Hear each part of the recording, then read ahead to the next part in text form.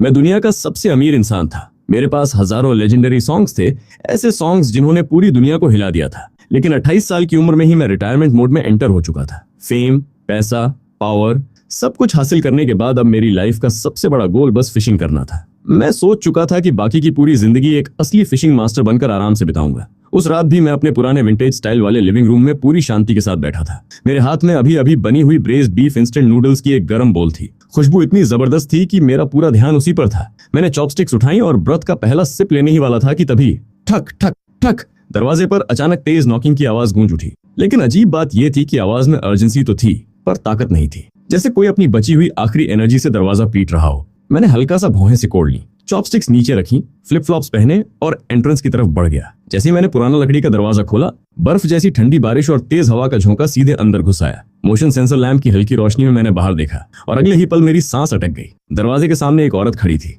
पूरी तरह भीगी हुई। उसके कपड़ों से लगातार पानी टपक रहा था, बाल चेहरे से चिपक चुके थे। चेहरा इतना पीला था जैसे शरीर में खून ही न बचा हो, लेकिन उसे अपनी हालत की बिल्कुल परवाह नहीं थी। वो अपने शरीर को ढाल बनाकर अपनी बाहों में मौजूद एक छोटे से बच्चे को बारिश से बचाने की कोशिश कर रही थी। उसके हाथ कांप रहे थे, उंगलियां सफेद पड़ चुकी थी क्योंकि वो उस बच्चे को इतनी जोर से पकड़े हुए थी। मेरी आंखें सिकुड़ गईं। उस हालत में भी मैं उसे पहचान गया। 4 साल पहले जिसने पूरे एशिया को अपनी आवाज से दीवाना बना दिया था। Pure, radiant, untouchable pop diva Shiya Chingua. और आजकल जिसकी जिंदगी मीडिया स्टॉर्म के बीचों बीच फंसी हुई थी। मैं कुछ बोलने ही वाला था, तुम यहाँ, लेकिन शब्द मेरे मुंह से निकल पाते उससे पहले ही उसने सिर उठाया। उसकी आंखों में थकान थी, दर्द था, लेकिन उन सबके पीछे एक डेस्परेट उम्मीद भी थी। उसे बचा लो। उसकी आवाज टूटी हुई थी, गला बैठ चुका था। हर शब्द के साथ ऐसा लग रहा था जैसे वो रो पड़ने वाली हो। प्लीज मेरी बेटी को बचा लो। अगले ही सेकंड उसका पूरा शरीर ढीला पड़ गया और वो सीधे मेरी तरफ गिरने लगी। मेरी बॉडी रिफ्लेक्सिवली मूव हुई। मैंने तुरंत आगे बढ़कर उसे पकड़ लिया, लेकिन जैसे ही मेरा हाथ उसके शरीर से टकराया, मैं चौंक गया। वो हीट उसकी बॉडी से नहीं आ रही थी, वो हीट उस छोटे से बच्चे से आ रही थी जिसे वो अपनी बाहों में पकड़े हुए थी। मैंने नीचे देखा, एक छोटी सी बच्ची, 3 या 4 साल की होगी। चेहरा तेज बुखार से लाल पड़ चुका था। लंबी आई लैशेज अब भी आंसुओं से गीली थी। उसकी सांसें टूटी हुई बेलोस की तरह चल रही थी। हर सांस में दर्द महसूस हो रहा था। और उसी पल कुछ ऐसा हुआ जिसकी मैंने कभी कल्पना भी नहीं की थी। जैसे किसी ने बिजली का झटका सीधे मेरी आत्मा में उतार दिया हो। एक अजीब कनेक्शन, एक ऐसा एहसास जिसे शब्दों में एक्सप्लेन नहीं किया जा सकता। मैं इस दुनिया का इंसान नहीं था, मैं एक ट्रांसमाइग्रेटर था। मेरे अंदर 2 जिंदगियों की मेमोरीज थी। लेकिन जैसे ही मैंने उस बच्ची को छुआ, मुझे बिना किसी डीएनए टेस्ट के, बिना किसी प्रूफ के, बिना किसी एक्सप्लेनेशन के एक बात 100% यकीन के साथ समझ आ गई। ये मेरी बेटी थी, मेरा अपना खून। इस पैरेलल वर्ल्ड में मेरी इकलौती ब्लड लाइन। डैम इट, मैंने मन ही मन दांत भींच लिए। मेरी लेजी और कैफरी पर्सनालिटी उसी पल टूटकर बिखर गई। मैंने तुरंत शिया चिंगुआ और बच्ची दोनों को अपनी बाहों में उठाया और तेजी से घर के अंदर ले आया। लिविंग रूम के सोफा पर मैंने शिया को बेहद सावधानी से लिटाया। ऐसा लग रहा था जैसे जरा सी रफ हैंडलिंग से ये दोनों पोर्सिलेन डॉल्स की तरह टूट जाएंगी। उसकी कॉन्शियसनेस धीरे धीरे फेड हो रही थी, लेकिन फिर भी उसने मेरा स्लीव कसकर पकड़ रखा था। उसके नाखून लगभग मेरी स्किन में धंस चुके थे। हॉस्पिटल मत जाना, उसने मुश्किल से कहा। हमें फोटोग्राफ कर लेंगे प्लीज। मैंने उसकी डरी हुई आंखों में देखा। उसी पल मेरा चेहरा बर्फ जैसा ठंडा हो गया। हॉस्पिटल नहीं जाएंगे, मैंने शांत लेकिन बेहद फर्म आवाज में कहा। अब मुझे सब समझ आ रहा था। पिछले कुछ दिनों से एंटरटेनमेंट न्यूज में जो हेडलाइंस घूम रही थी, वो अचानक मेरे दिमाग में फ्लैश होने लगी। पॉप डिवा का scandal, secret child, massive lawsuit, contract breach, blacklisting. शायद ये सब सिर्फ रूमर्स नहीं थे। रिलैक्स, मैंने से कहा, मैं यहाँ हूँ, कोई तुम्हारी फोटो नहीं लेगा। उसकी उंगलियां धीरे धीरे ढीली पड़ गई। मैंने उसकी पकड़ से अपना स्लीव छुड़ाया और उस छोटी सी फ्यूरिश बच्ची को अपनी बाहों में उठा लिया। बच्ची शायद प्रेजेंस चेंज महसूस कर चुकी थी। उसने बेचैनी से अपने छोटे छोटे हाथ हिलाए, हवा में कुछ ढूंढने लगी। फिर अचानक उसकी उंगलियों ने मेरी एक फिंगर पकड़ ली और कसकर पकड़ ली। बस इतना सा टच और मेरा दिल पूरी तरह पिघल गया। मैंने गहरी सांस ली, फिर पॉकेट से अपना पुराना नोकिया फोन निकाला, वही फोन जिसे मैं आमतौर पर सिर्फ गेम्स खेलने के लिए इस्तेमाल करता था। मैंने एक एनक्रिप्टेड नंबर डायल किया। कॉल कनेक्ट होते ही दूसरी तरफ से एक बूढ़ी लेकिन एनर्जेटिक आवाज आई, बॉस, आखिरकार आपको याद आ गया कि आप अभी भी एक फाइनेंशियल सिंडिकेट के मालिक हैं। उसकी आवाज में सरप्राइज भी था और मजाक भी। Shut up. मेरी आवाज बर्फ जैसी ठंडी थी। ऐसा लग रहा था जैसे किसी ज्वालामुखी को मुश्किल से कंट्रोल किया जा रहा हो। उलझन, मुझे अभी मेडिकल टीम चाहिए, पीडियाट्रिक स्पेशलिस्ट, सबसे बेस्ट वाले। तुम्हारे पास 10 मिनट है। दूसरी तरफ कुछ सेकंड की चुप्पी रही। 10 मिनट बॉस, थोड़ा मुश्किल, 5 मिनट। मैंने अपनी बेटी के लाल पड़े चेहरे की तरफ देखते हुए कहा। मेरी आवाज इतनी ठंडी थी कि हवा भी जम जाए। सारा इक्विपमेंट लेकर आओ और कोई फ्लैशी सुपर कार नहीं, कम्युनिटी मेडिकल टीम की तरह डिस्गाइज होकर आना। अगर एक शब्द भी बाहर गया तो बोर्ड ऑफ डायरेक्टर्स का हर मेंबर नौकरी से बाहर होगा। दूसरी तरफ का इंसान तुरंत सीरियस हो गया। उसे समझ आ चुका था कि मामला कितना बड़ा है। अंडरस्टूड। अपोकलिप्स मेडिकल टीम तुरंत डिप्लॉय हो रही है। जीपीएस कोऑर्डिनेट्स लॉक हो चुके हैं। कॉल कट गई। मैंने फोन को कैजुअली कॉफी टेबल की तरफ फेंका। फोन परफेक्टली जाकर आधी बची हुई नूडल्स की बोल में गिरा, लेकिन मुझे फर्क नहीं पड़ा। मेरी पूरी दुनिया इस वक्त मेरी बाहों में थी। मैंने अपनी बेटी को और करीब खींच लिया, उसके जलते हुए माथे पर अपना माथा हल्के से टिकाया और पहली बार, इतने सालों में पहली बार, मुझे लगा कि शायद मेरी जिंदगी का असली पर्पस अब शुरू हुआ है। मैंने अपनी बेटी के जलते हुए माथे से अपना माथा हल्के से टिका दिया। डरो मत, डैडी यहाँ है। मेरी आवाज बेहद धीमी थी, लेकिन उसमें ऐसा भरोसा था जिसे कोई भी महसूस कर सकता था। बाहर बारिश लगातार बरस रही थी, लेकिन अजीब बात यह थी कि न कोई एम्बुलेंस सायरन सुनाई दी, न किसी हेलीकॉप्टर का शोर। बारिश की काली रात के पर्दे के नीचे 3 साधारण सी दिखने वाली ग्रे मिनी वैन्स चुपचाप वुयोंग एली के बाहर आकर रुक गई। पहली नजर में वो बिल्कुल आम व्हीकल्स लग रही थी, लेकिन अगर कोई ध्यान से देखता तो समझ जाता कि ये कोई साधारण गाड़ियां नहीं थी। Run flat tyres, bullet proof windows, specially modified chassis, हर डिटेल मिलिट्री ग्रेड थी। कुछ लोग नीले रंग की वेस्ट पहने हुए थे जिन पर बड़े अक्षरों में कम्युनिटी केयर लिखा था। उनके हाथों में भारी सिल्वर केसेस थे। वो बारिश को चीरते हुए तेजी से कोर्टयार्ड के अंदर घुसे। सबसे आगे सफेद बालों वाला एक बूढ़ा आदमी था, दुनिया का सबसे बड़ा पीडियाट्रिक मास्टर, मेरे प्राइवेट मेडिकल टीम का चीफ मेडिकल एडवाइजर, एक ऐसा इंसान जो आमतौर पर सिर्फ रॉयल फैमिलीज का इलाज करता था। मैं अब भी लिविंग रूम के बीचों बीच खड़ा था। मेरी बेटी मेरी बाहों में थी, जैसे मैं कोई गार्डियन डैडी हूँ जो उसे दुनिया की हर मुसीबत से बचा कर रखेगा। बूढ़ा आदमी जैसे अंदर आया, उसकी नजर पहले कमरे पर गई। पुराना सोफा, साधारण फर्नीचर, दीवारों की फीकी सजावट। उसके होंठ हल्के से फड़के। शायद वो समझ नहीं पा रहा था कि उसका बॉस ऐसी जगह क्यों रह रहा है, लेकिन अगले ही पल उसकी नजर मेरी बेटी पर पड़ी और उसका पूरा एक्सप्रेशन प्रोफेशनल मोड में बदल गया। बॉस, उसे मुझे दीजिए, उसने गंभीर आवाज में कहा। मैंने बिना कुछ बोले बच्ची को उसके हवाले कर दिया। फिर जो हुआ वो किसी मूवी सीन से कम नहीं था। कुछ ही सेकंड में पूरा लिविंग रूम एक टेम्पररी आईसीयू में बदल गया। सिल्वर केसेस खुल गए, पोर्टेबल हाई टेक मशीन्स बाहर निकल आई, ब्लड सैंपलिंग शुरू हो गई, रैपिड टेस्टिंग होने लगी, फिजिकल कूलिंग प्रोसेस एक्टिवेट हुआ, इंटरवीनस ड्रिप तैयार की गई। हर डॉक्टर बिना एक शब्द बोले काम कर रहा था। प्रिसीजन इतनी परफेक्ट थी जैसे सब पहले से रिहर्स्ड हो। मैं दीवार के सहारे खड़ा था, बाहें सीने पर क्रॉस थी, मेरी निगाहें हर डॉक्टर पर टिकी हुई थी। ऐसा लग रहा था जैसे मेरी आंखें कह रही हो, अगर किसी का हाथ जरा भी कांपा तो उसका आखिरी दिन होगा। तभी सोफा की दूसरी तरफ से हल्की सी आवाज आई। शिया चिंगुआ जाग चुकी थी। वो अचानक उठकर बैठ गई। उसकी आंखों में घबराहट साफ दिखाई दे रही थी। शिहान, शिहान कहाँ है? उसने लगभग चीखते हुए पूछा। वो ठीक है। मैंने उसे एक ग्लास गर्म पानी दिया। उसका पूरा शरीर कांप रहा था, लेकिन जैसे ही उसने मुझे शांत खड़ा देखा, उसकी नर्व्स थोड़ी रिलैक्स हुई। उसने सिर घुमाकर डॉक्टर्स की तरफ देखा। ये लोग कौन हैं? उसने पूछा। मैंने बिना पलक झपकाए झूठ बोल दिया। पास वाले कम्युनिटी क्लिनिक के वॉलंटियर्स हैं, बारिश से बचने के लिए यहीं आसपास रुके हुए थे। मैंने मदद के लिए बुला लिया। मैंने बूढ़े आदमी की तरफ इशारा किया और वो एक retired traditional Chinese medicine doctor है, काफी स्किल्ड है। ये सुनकर चीफ रॉयल फिजिशियन का हाथ हल्का सा कांप गया। एक्यूपंक्चर नीडल लगभग गलत पॉइंट पर लगने वाली थी। दुनिया का सबसे बड़ा पीडियाट्रिक एक्सपर्ट, और मैं उसे रिटायर्ड टीसीएम डॉक्टर बता रहा था। लेकिन बूढ़े आदमी ने कुछ नहीं कहा। उसने बस अंदर ही अंदर आह भरी और अभिनय जारी रखा। शिया चिंगुआ मेडिसिन के बारे में ज्यादा नहीं जानती थी। ऊपर से वो मानसिक और शारीरिक रूप से पूरी तरह थक चुकी थी। उसने ज्यादा नहीं सोचा, बस धीरे से सिर हिला दिया। उसकी आंखों में फिर से आंसू भर आए। थैंक यू, सच में थैंक यू। उसकी आवाज कांप रही थी। अगर तुम नहीं होते तो मुझे नहीं पता मैं क्या करती। मैं उसे चुपचाप देखता रहा और तभी मेरा दिमाग 4 साल पीछे चला गया। वो रात, वो बार, मैं इतना ड्रंक था कि खुद को संभाल नहीं पा रहा था। उसी रात उसे किसी कॉम्पिटिटर ने ड्रग कर दिया था। जो कुछ हुआ था वो बस 2 टूटे हुए इंसानों की इंस्टिंक्टिव रिएक्शन थी। हमने एक दूसरे का चेहरा तक ठीक से नहीं देखा था। अगली सुबह सब खत्म हो गया। उसके बाद मैंने उस लड़की को ढूंढने की बहुत कोशिश की थी, लेकिन वो जैसे हवा में गायब हो गई थी। सर्वेलेंस फुटेज तक मिटा दिए गए थे और अब मेरी बाहों में उसकी बेटी थी। नहीं, हमारी बेटी थी। अचानक सारी बातें क्लियर हो गई। उसने उस एक रात के बाद अकेले प्रेगनेंसी झेली, अकेले बच्चे को जन्म दिया, अकेले उसे पाला 4 साल तक। मेरे सीने में एक अजीब सा दर्द उठा। मैं वापस रियलिटी में लौटा और गहरी आवाज में पूछा, क्यों? उसने मेरी तरफ देखा। क्या तुम मुझे ढूंढने क्यों नहीं आई? उसके हाथ में पकड़ा पानी का गिलास हवा में ही रुक गया। उसकी आंखों में कंफ्यूजन भर गया। ढूंढने आती? उसने हैरानी से पूछा। लेकिन तुम हो कौन? मैं एक सेकंड के लिए चुप रह गया। फिर मुझे याद आया, सही तो है, उस रात हमने एक दूसरे का चेहरा तक नहीं देखा था। वो मुझे पहचानती कैसे? मैं कुछ एक्सप्लेन करने ही वाला था कि तभी बूढ़ा डॉक्टर हमारे पास आ गया। उसने मेरी तरफ देखा। मैंने उसे हल्का सा विंक किया। बूढ़ा तुरंत समझ गया। यंग मैन, उसने गंभीर चेहरा बनाकर कहा। बच्ची अब खतरे से बाहर है। शिया चिंगुआ की सांस रुक गई। सच? हाँ, बूढ़े ने सिर हिलाया। एक्यूट पिनोमोनिया की वजह से सीवियर फीवर था, लेकिन ट्रीटमेंट समय पर मिल गया। अगर आधा घंटा और डिले हो जाता तो ब्रेन डैमेज तक हो सकता था। अब फीवर ब्रेक हो चुका है। कुछ दिनों की रेस्ट से वो पूरी तरह रिकवर कर जाएगी। ये सुनते ही शिया चिंगुआ का पूरा शरीर ढीला पड़ गया। उसकी आंखों से आंसू बहने लगे। वो लगातार डॉक्टर्स को धन्यवाद देने लगी। लेकिन तभी बूढ़ा अचानक रुक गया। उसने अपने हाथ में पकड़ी रिपोर्ट निकाली, फिर मेरी तरफ एक अजीब नजर से देखा और रिपोर्ट शिया चिंगुआ की तरफ बढ़ा दी। ब्लड टेस्ट के दौरान मैंने प्रिकॉशन के तौर पर जेनेटिक कंपैरिजन स्क्रीनिंग भी कर ली थी। एलर्जीज चेक करने के लिए। उसकी आवाज थोड़ी अजीब हो गई, हालांकि शायद मुझे पहले परमिशन लेनी चाहिए थी। शिया चिंगुआ ने रिपोर्ट पकड़ी। उसके अंदर भरे साइंटिफिक डेटा का उसे कुछ समझ नहीं आया, लेकिन आखिरी लाइन पढ़ते ही उसका पूरा शरीर जम गया। उसके हाथ कांपने लगे। उसकी आंखें फैल गईं, जैसे उस पर बिजली गिर गई हो। रिपोर्ट में साफ लिखा था, शिहान और शाओ चे के बीच बायोलॉजिकल फादर डॉटर रिलेशनशिप की संभावना 99.99% है। कमरे में अचानक सन्नाटा छा गया। शिया चिंगुआ धीरे धीरे सिर उठाकर मेरी तरफ देखने लगी।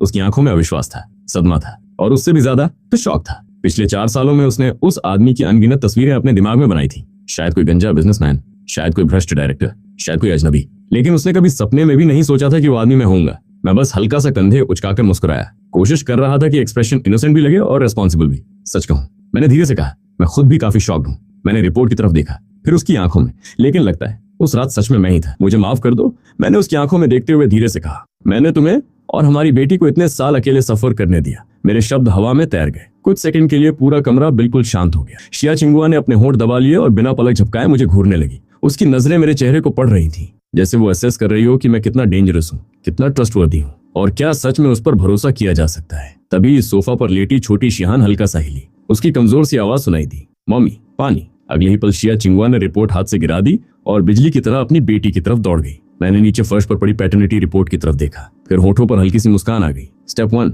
रिलेशनशिप ऑफिशियली कंफर्म हो चुका था। कुछ देर बाद मेडिकल टीम क्वाइटली निकल गई। कमरे में अब सिर्फ हम 3 लोग बचे थे। बाहर बारिश अभी भी गिर रही थी, लेकिन कमरे का माहौल बदल चुका था। पहले जो अजनबीपन था, उसकी जगह अब एक अजीब सी ऑकवर्ड वार्मथ ने ले ली थी। शिहान पानी पीने के बाद दोबारा सो चुकी थी। उसका चेहरा अब नॉर्मल लग रहा था, बुखार पूरी तरह उतर चुका था, लेकिन शिया चिंगुआ अब भी अनकंफर्टेबल थी। वो धीरे से खड़ी और अपनी पॉकेट्स टटोलने लगी। मुझे कितना पे करना होगा? उसने संकोच से पूछा। मैं सब वापस कर दूंगी। मैं आर्म चेयर पर बैठा था। सामने रखी इंस्टेंट नूडल्स की बोल अब पूरी तरह सौगी हो चुकी थी। मैंने फिर भी आराम से एक बाइट लिया। मैंने सोचने का नाटक किया। उस डॉक्टर की कंसल्टेशन फी काफी एक्सपेंसिव है। उसका चेहरा फिर से पीला पड़ गया। कितनी? मैंने एक उंगली उठाई। इतनी 10,000। उसने उम्मीद भरी आवाज में पूछा। मैंने सिर हिलाया। नहीं। तो 1 लाख। मैंने फिर सिर हिलाया। नहीं। उसकी आंखें बड़ी हो गई। मतलब? मैंने पूरी सीरियसनेस के साथ कहा। 100 करोड़? क्या? उसकी आवाज लगभग फट गई। तुम पागल हो क्या? कौन सा डॉक्टर 100 करोड़ चार्ज करता है? मैंने चॉपस्टिक्स नीचे रखी और बेहद गंभीर चेहरा बना लिया। डॉक्टर ने कहा, इस बच्ची की जान प्राइसलेस है। मैंने शिहान की तरफ देखा, और अगर जान प्राइसलेस है तो 100 करोड़ लेना अनरीजनेबल नहीं लगता। शिया चिंगुआ मुझे घूरने लगी। उसके चेहरे पर गुस्सा भी था और हेल्पलेसनेस भी। मैं मुश्किल से अपनी हंसी रोक पा रहा था। फिर मैंने टोन थोड़ा नरम कर लिया, लेकिन मैंने कुर्सी पर पीछे टिकते हुए कहा, अभी तुम बैंकरप्ट हो। कंपनी ने ब्लैकलिस्ट कर दिया है। मीडिया पीछे पड़ी हुई है। छोटी बच्ची के साथ सड़कों पर भटकना कोई सोल्यूशन नहीं है। मैंने ऊपर दूसरी मंजिल की तरफ इशारा किया। तो ऐसा करते हैं, फिलहाल ये डेट तुम्हारे अकाउंट में डाल देते हैं। ऊपर पूरा 2nd फ्लोर खाली पड़ा है। जब तक तुम 100 करोड़ वापस नहीं कर देती, या जब तक तुम शिहान को पापराजी से खुद प्रोटेक्ट करने लायक नहीं बन जाती। मैंने कंधे उचकाए। तब तक यहीं रहो। शिया चिंगुआ कुछ सेकंड तक स्तब्ध खड़ी रही। उसकी आंखें बार बार मेरे चेहरे पर घूम रही थी, शायद किसी हिडन मोटिव को ढूंढ रही थी, लेकिन उसे कुछ नहीं मिला, क्योंकि मैं सच में कुछ और सोच ही नहीं रहा था। मेरे चेहरे पर तो उल्टा ऐसा एक्सप्रेशन था जैसे 2 एक्स्ट्रा लोगों को फीड करना मेरे लिए सिरदर्द हो। उसने धीरे से अपनी सोती हुई बेटी की तरफ देखा, फिर बाहर की दुनिया के बारे में सोचा। मीडिया वल्चर्स, कंपनी के लोग, लॉसूट, हरसमेंट, और फिर आखिरकार उसने हार मान ली। ठीक है, उसने दांत भींचते हुए कहा। उसकी आंखों में वही पुरानी जिद वापस आ चुकी थी। लेकिन मैं फ्री में नहीं रहूंगी। मैं खाना बनाऊंगी, सफाई करूंगी, और जहां तक पैसों की बात है, उसने मेरी सीधा देखा। एक एक पैसा इंटरेस्ट के साथ लौटाऊंगी। मैंने अंदर ही अंदर मुस्कुराते हुए सिर हिला दिया। डील। अगले 2 दिनों में मेरा शांत कोर्टयार्ड पहले से काफी अलग महसूस होने लगा, जैसे घर में अचानक जान आ गई हो। हालांकि शिया चिंगुआ अब भी पूरी तरह कंफर्टेबल नहीं थी। वो किसी घायल हेडजहॉग की तरह थी, हर समय अलर्ट, हर समय कॉशियस। वो धीरे धीरे घर में मूव करती, कोशिश करती कि कोई आवाज न हो। उसने पूरे 2nd फ्लोर को इतना साफ कर दिया कि वहां एक धूल का कण भी नहीं बचा। हर सुबह मुझसे पहले उठ जाती, ब्रेकफास्ट बनाती। साधारण राइस पॉरेज और पिकल्ड वेजिटेबल्स होते, लेकिन अजीब बात यह थी कि टेस्ट काफी अच्छा होता। दूसरी तरफ शिहान की हालत तेजी से इंप्रूव हो रही थी। फीवर पूरी तरह खत्म हो चुका था। उसकी एनर्जी वापस आने लगी थी। लेकिन ये छोटी सी बच्ची इतनी मैच्योर थी कि दिल दुख जाता था। सिर्फ 3.5 साल की उम्र में भी वो कभी जिद नहीं करती थी, कभी रोती नहीं थी, जैसे उसे पता हो कि उसकी माँ पहले से ही बहुत परेशान है। वो बस कभी कभी सीढ़ियों के ऊपर से झांकती रहती, बड़ी बड़ी गोल आंखों से मुझे देखती, और सबसे मजेदार बात, उसकी आंखें बिल्कुल मेरी जैसी थी, बिल्कुल सेम। लेकिन मैंने जल्दी करने की कोशिश नहीं की। मैंने उसे डैडी बुलाने के लिए फोर्स नहीं किया। ट्रस्ट कमाया जाता है, छीना नहीं जाता। और मुझे पता था कि इस माँ बेटी के लिए ट्रस्ट दुनिया की सबसे एक्सपेंसिव लग्जरी है। इसलिए मैं इंतजार कर रहा था सही अपॉर्चुनिटी का, और वो अपॉर्चुनिटी तीसरे दिन की शाम को आ गई। डिनर खत्म होने के बाद शिया चिंगुआ के फोन पर एक कॉल आया। वो बैल्कनी पर चली गई, विंडोज भी बंद कर लिए। लेकिन मेरी इनहैंस्ड हियरिंग के सामने ये सब बेकार था। मैं नीचे सोफा पर बैठा क्वांटम मैकेनिक्स की किताब खोलकर बैठा था, लेकिन पिछले आधे घंटे से मैंने एक भी पेज नहीं पलटा था। ऊपर से उसकी आवाज साफ सुनाई दे रही थी। प्रेसिडेंट झाओ, मैं breach of contract fee arrange कर लूंगी। उसकी आवाज में दबा हुआ गुस्सा था। लेकिन मेरी फैमिली को परेशान मत कीजिए। कुछ सेकंड बाद उसकी आवाज और तेज हो गई। क्या मतलब? मैंने वो कॉन्ट्रैक्ट कभी साइन ही नहीं किया। फिर और गुस्सा, वो फॉर्ज सिग्नेचर है। फिर अचानक उसकी आवाज कांपने लगी। Client is caught. उसकी सांसें तेज हो गई।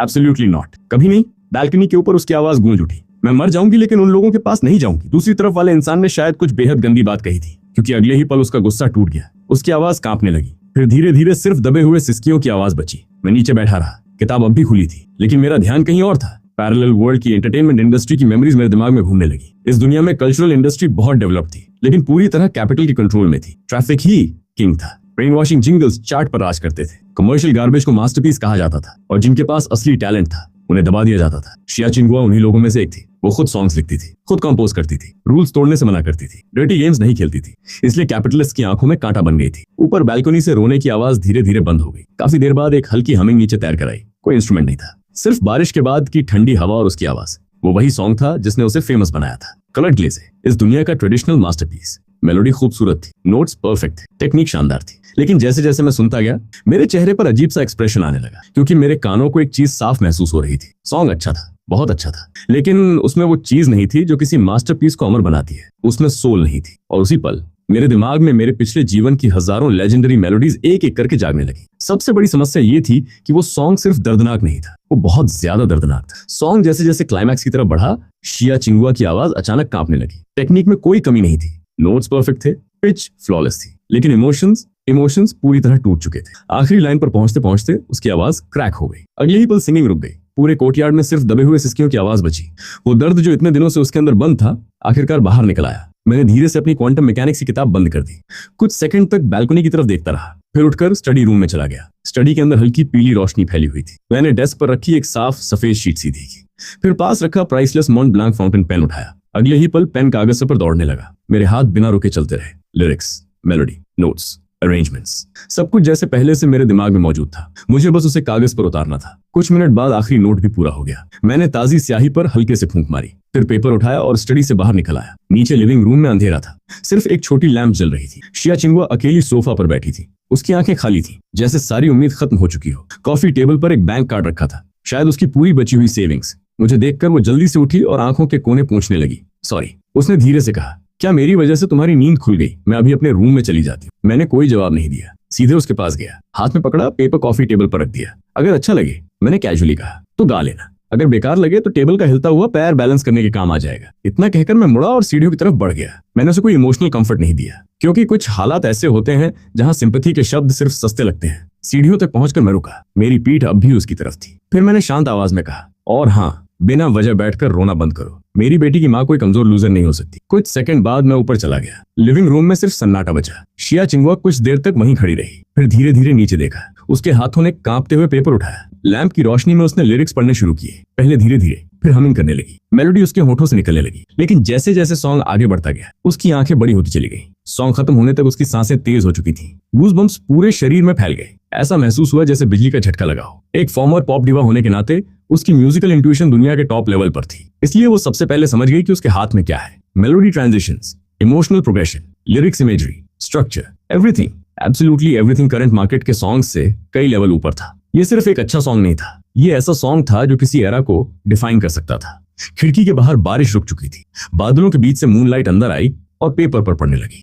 पेज के बॉटम राइट कॉर्नर में एक बेहद एरोगेंट कर्सिव सिग्नेचर बना हुआ था, सिर्फ एक लेटर, सी। अगली सुबह फीनिक्स ट्रेल कोर्टयार्ड में हल्की धूप फैल रही थी। बारिश के बाद मिट्टी की खुशबू हवा में घुली हुई थी। वाइल्ड फ्लावर्स की फ्रेग्रेंस पूरे आंगन में तैर रही थी। लेकिन शिया चिंगुआ पूरी रात नहीं सोई थी। वो उसी सोफा पर बैठी रही, उसी पोस्चर में, दोनों हाथों से पेपर कसकर पकड़े हुए। हथेलियों के पसीने से उसके किनारे तक हल्के मुड़ चुके थे। तुम दूर की राह हो, उसने लिरिक्स को धीरे धीरे होठों से दोहराया।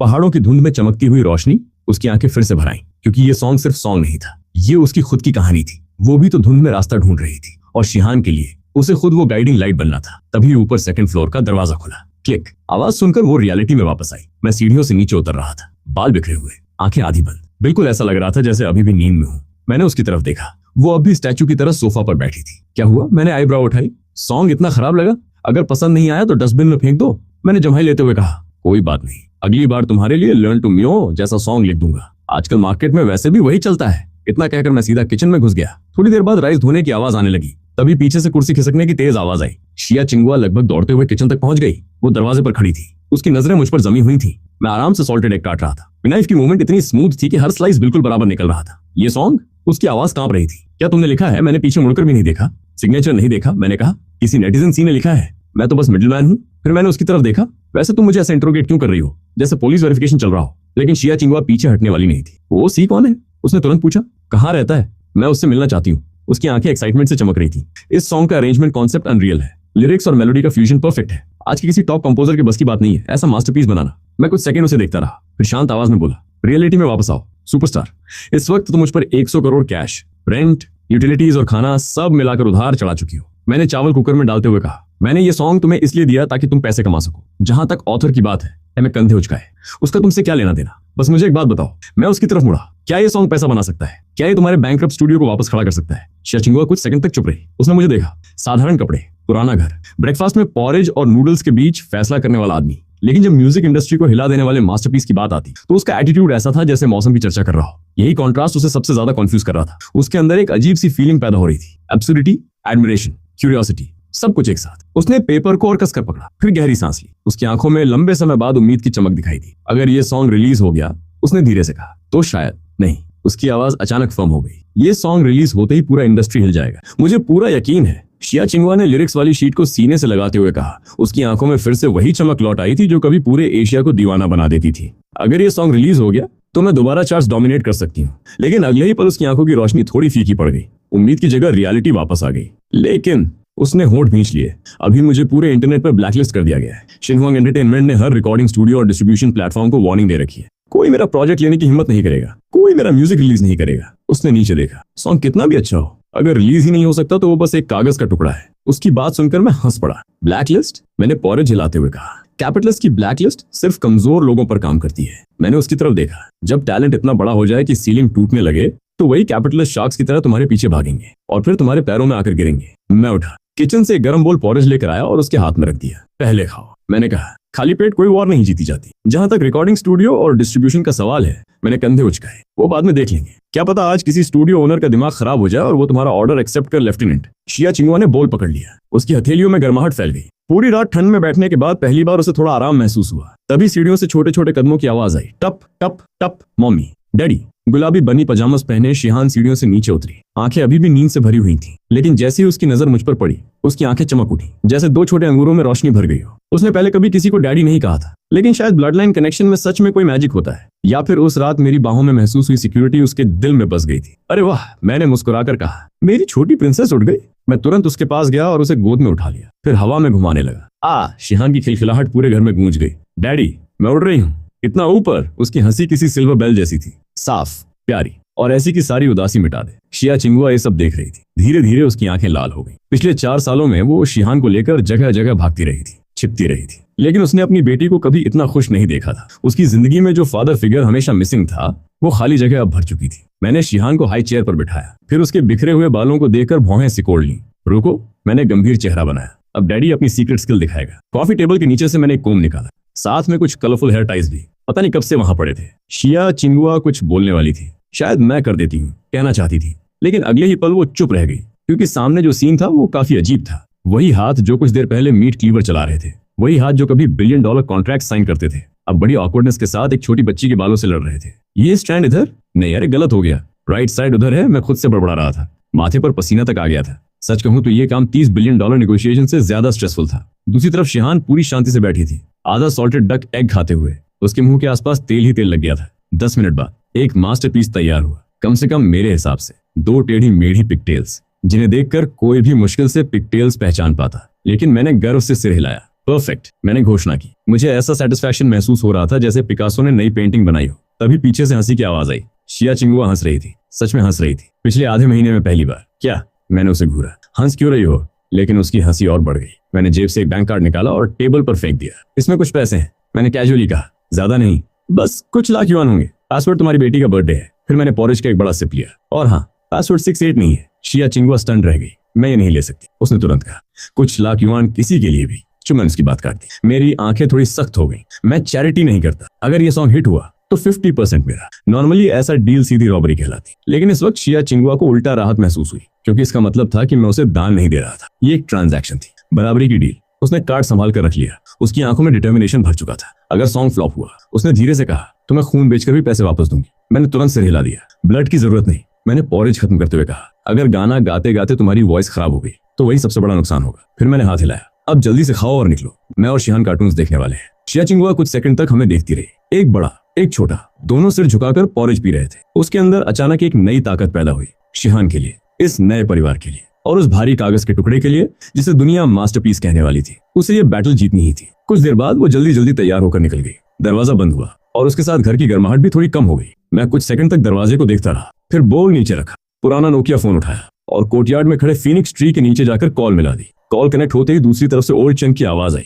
बॉस, आदेश दीजिए। मैंने पेड़ की तरफ देखते हुए शांत आवाज में कहा। बेजियांग सिटी में एक पुराना रिकॉर्डिंग स्टूडियो है, नाम है चिंगलैंग रिकॉर्डिंग स्टूडियो। मालिक का सरनेम गु है, उसे चेक करो। दूसरी तरफ कुछ सेकंड तक कीबोर्ड की आवाज आई। ओल्ड चेन शायद डाटाबेस स्कैन कर रहा था। फिर उसकी आवाज वापस आई। Found it boss.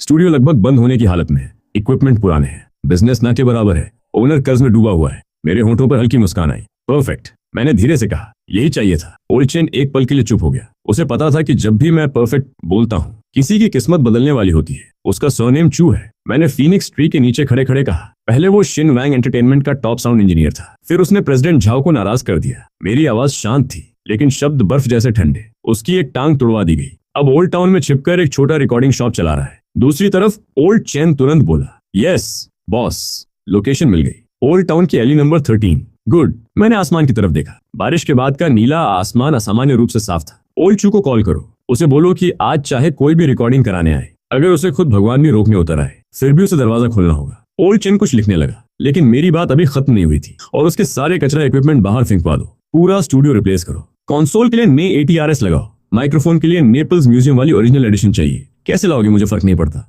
एयरलिफ्ट करना पड़े तो करो, स्मगल करना पड़े तो करो। 1 घंटे के अंदर वो इक्विपमेंट उस टूटे फूटे बेसमेंट में इंस्टॉल होना चाहिए। दूसरी तरफ अचानक सन्नाटा छा गया।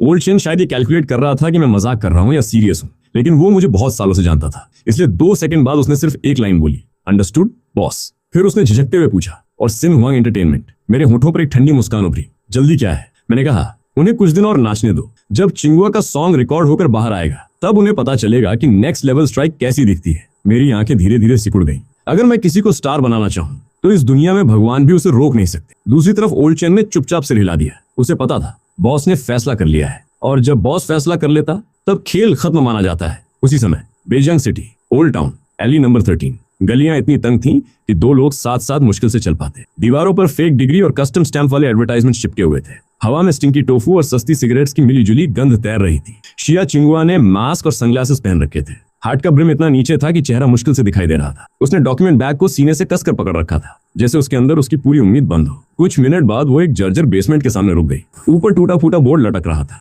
चिंगलैंग इंस्ट्रूमेंट्स। आधा पेंट उखड़ चुका था, बोर्ड पर धूल की मोटी परत जमी हुई थी। एक नजर में साफ समझ आ रहा था कि जगह सालों से डिक्लाइन में चल रही है, लेकिन यही उसकी आखिरी उम्मीद थी, क्योंकि पूरे बेजियांग में सिर्फ एक आदमी था जो शायद उसकी मदद कर सकता था। ओल्ड चू, एक जिद्दी बूढ़ा आदमी, और सिन हुआंग एंटरटेनमेंट का पुराना दुश्मन। शिया चिंगुआ ने गहरी सांस ली, फिर धीरे से बेसमेंट का दरवाजा खोला। चरर। दरवाजा खुलते ही पुराने धुएं और सीलन की तेज गंध उसके चेहरे से टकराई। वो अनायास खांस उठी। अंदर रोशनी बहुत कम थी। कोनों में टूटे हुए स्पीकर्स पड़े थे, तारें बिखरी हुई थी। पुरानी रिकॉर्डिंग इक्विपमेंट धूल से ढकी हुई थी। कमरे के बीचों बीच एक फटा हुआ सोफा था। उस पर एक अधेड़ आदमी लेटा हुआ सिगरेट पी रहा था। उसके बाल सफेद होने लगे थे, दाढ़ी बेतरतीब थी। बाईं टांग के पास एक वॉकिंग केन टिकी हुई थी। वो पूरी तरह हारा हुआ इंसान लग रहा था। बंद है, उसने ऊपर देखे बिना कहा। कोई कस्टमर नहीं चाहिए। फिर आराम से स्मोक रिंग बनाई। धुआं हवा में फैल गया। शिया चिंगुआ ने धीरे से मास्क उतारा। उसका चेहरा थका हुआ था, लेकिन अब भी इतना खूबसूरत था कि किसी की सांस रुक जाए। मिस्टर चू, उसकी आवाज में हल्की नर्वसनेस थी। मैं हूँ शिया चिंगुआ। ओल्ड चू का हाथ अचानक रुक गया। उसने धीरे धीरे सिर उठाया। पहले शॉक दिखाई दिया,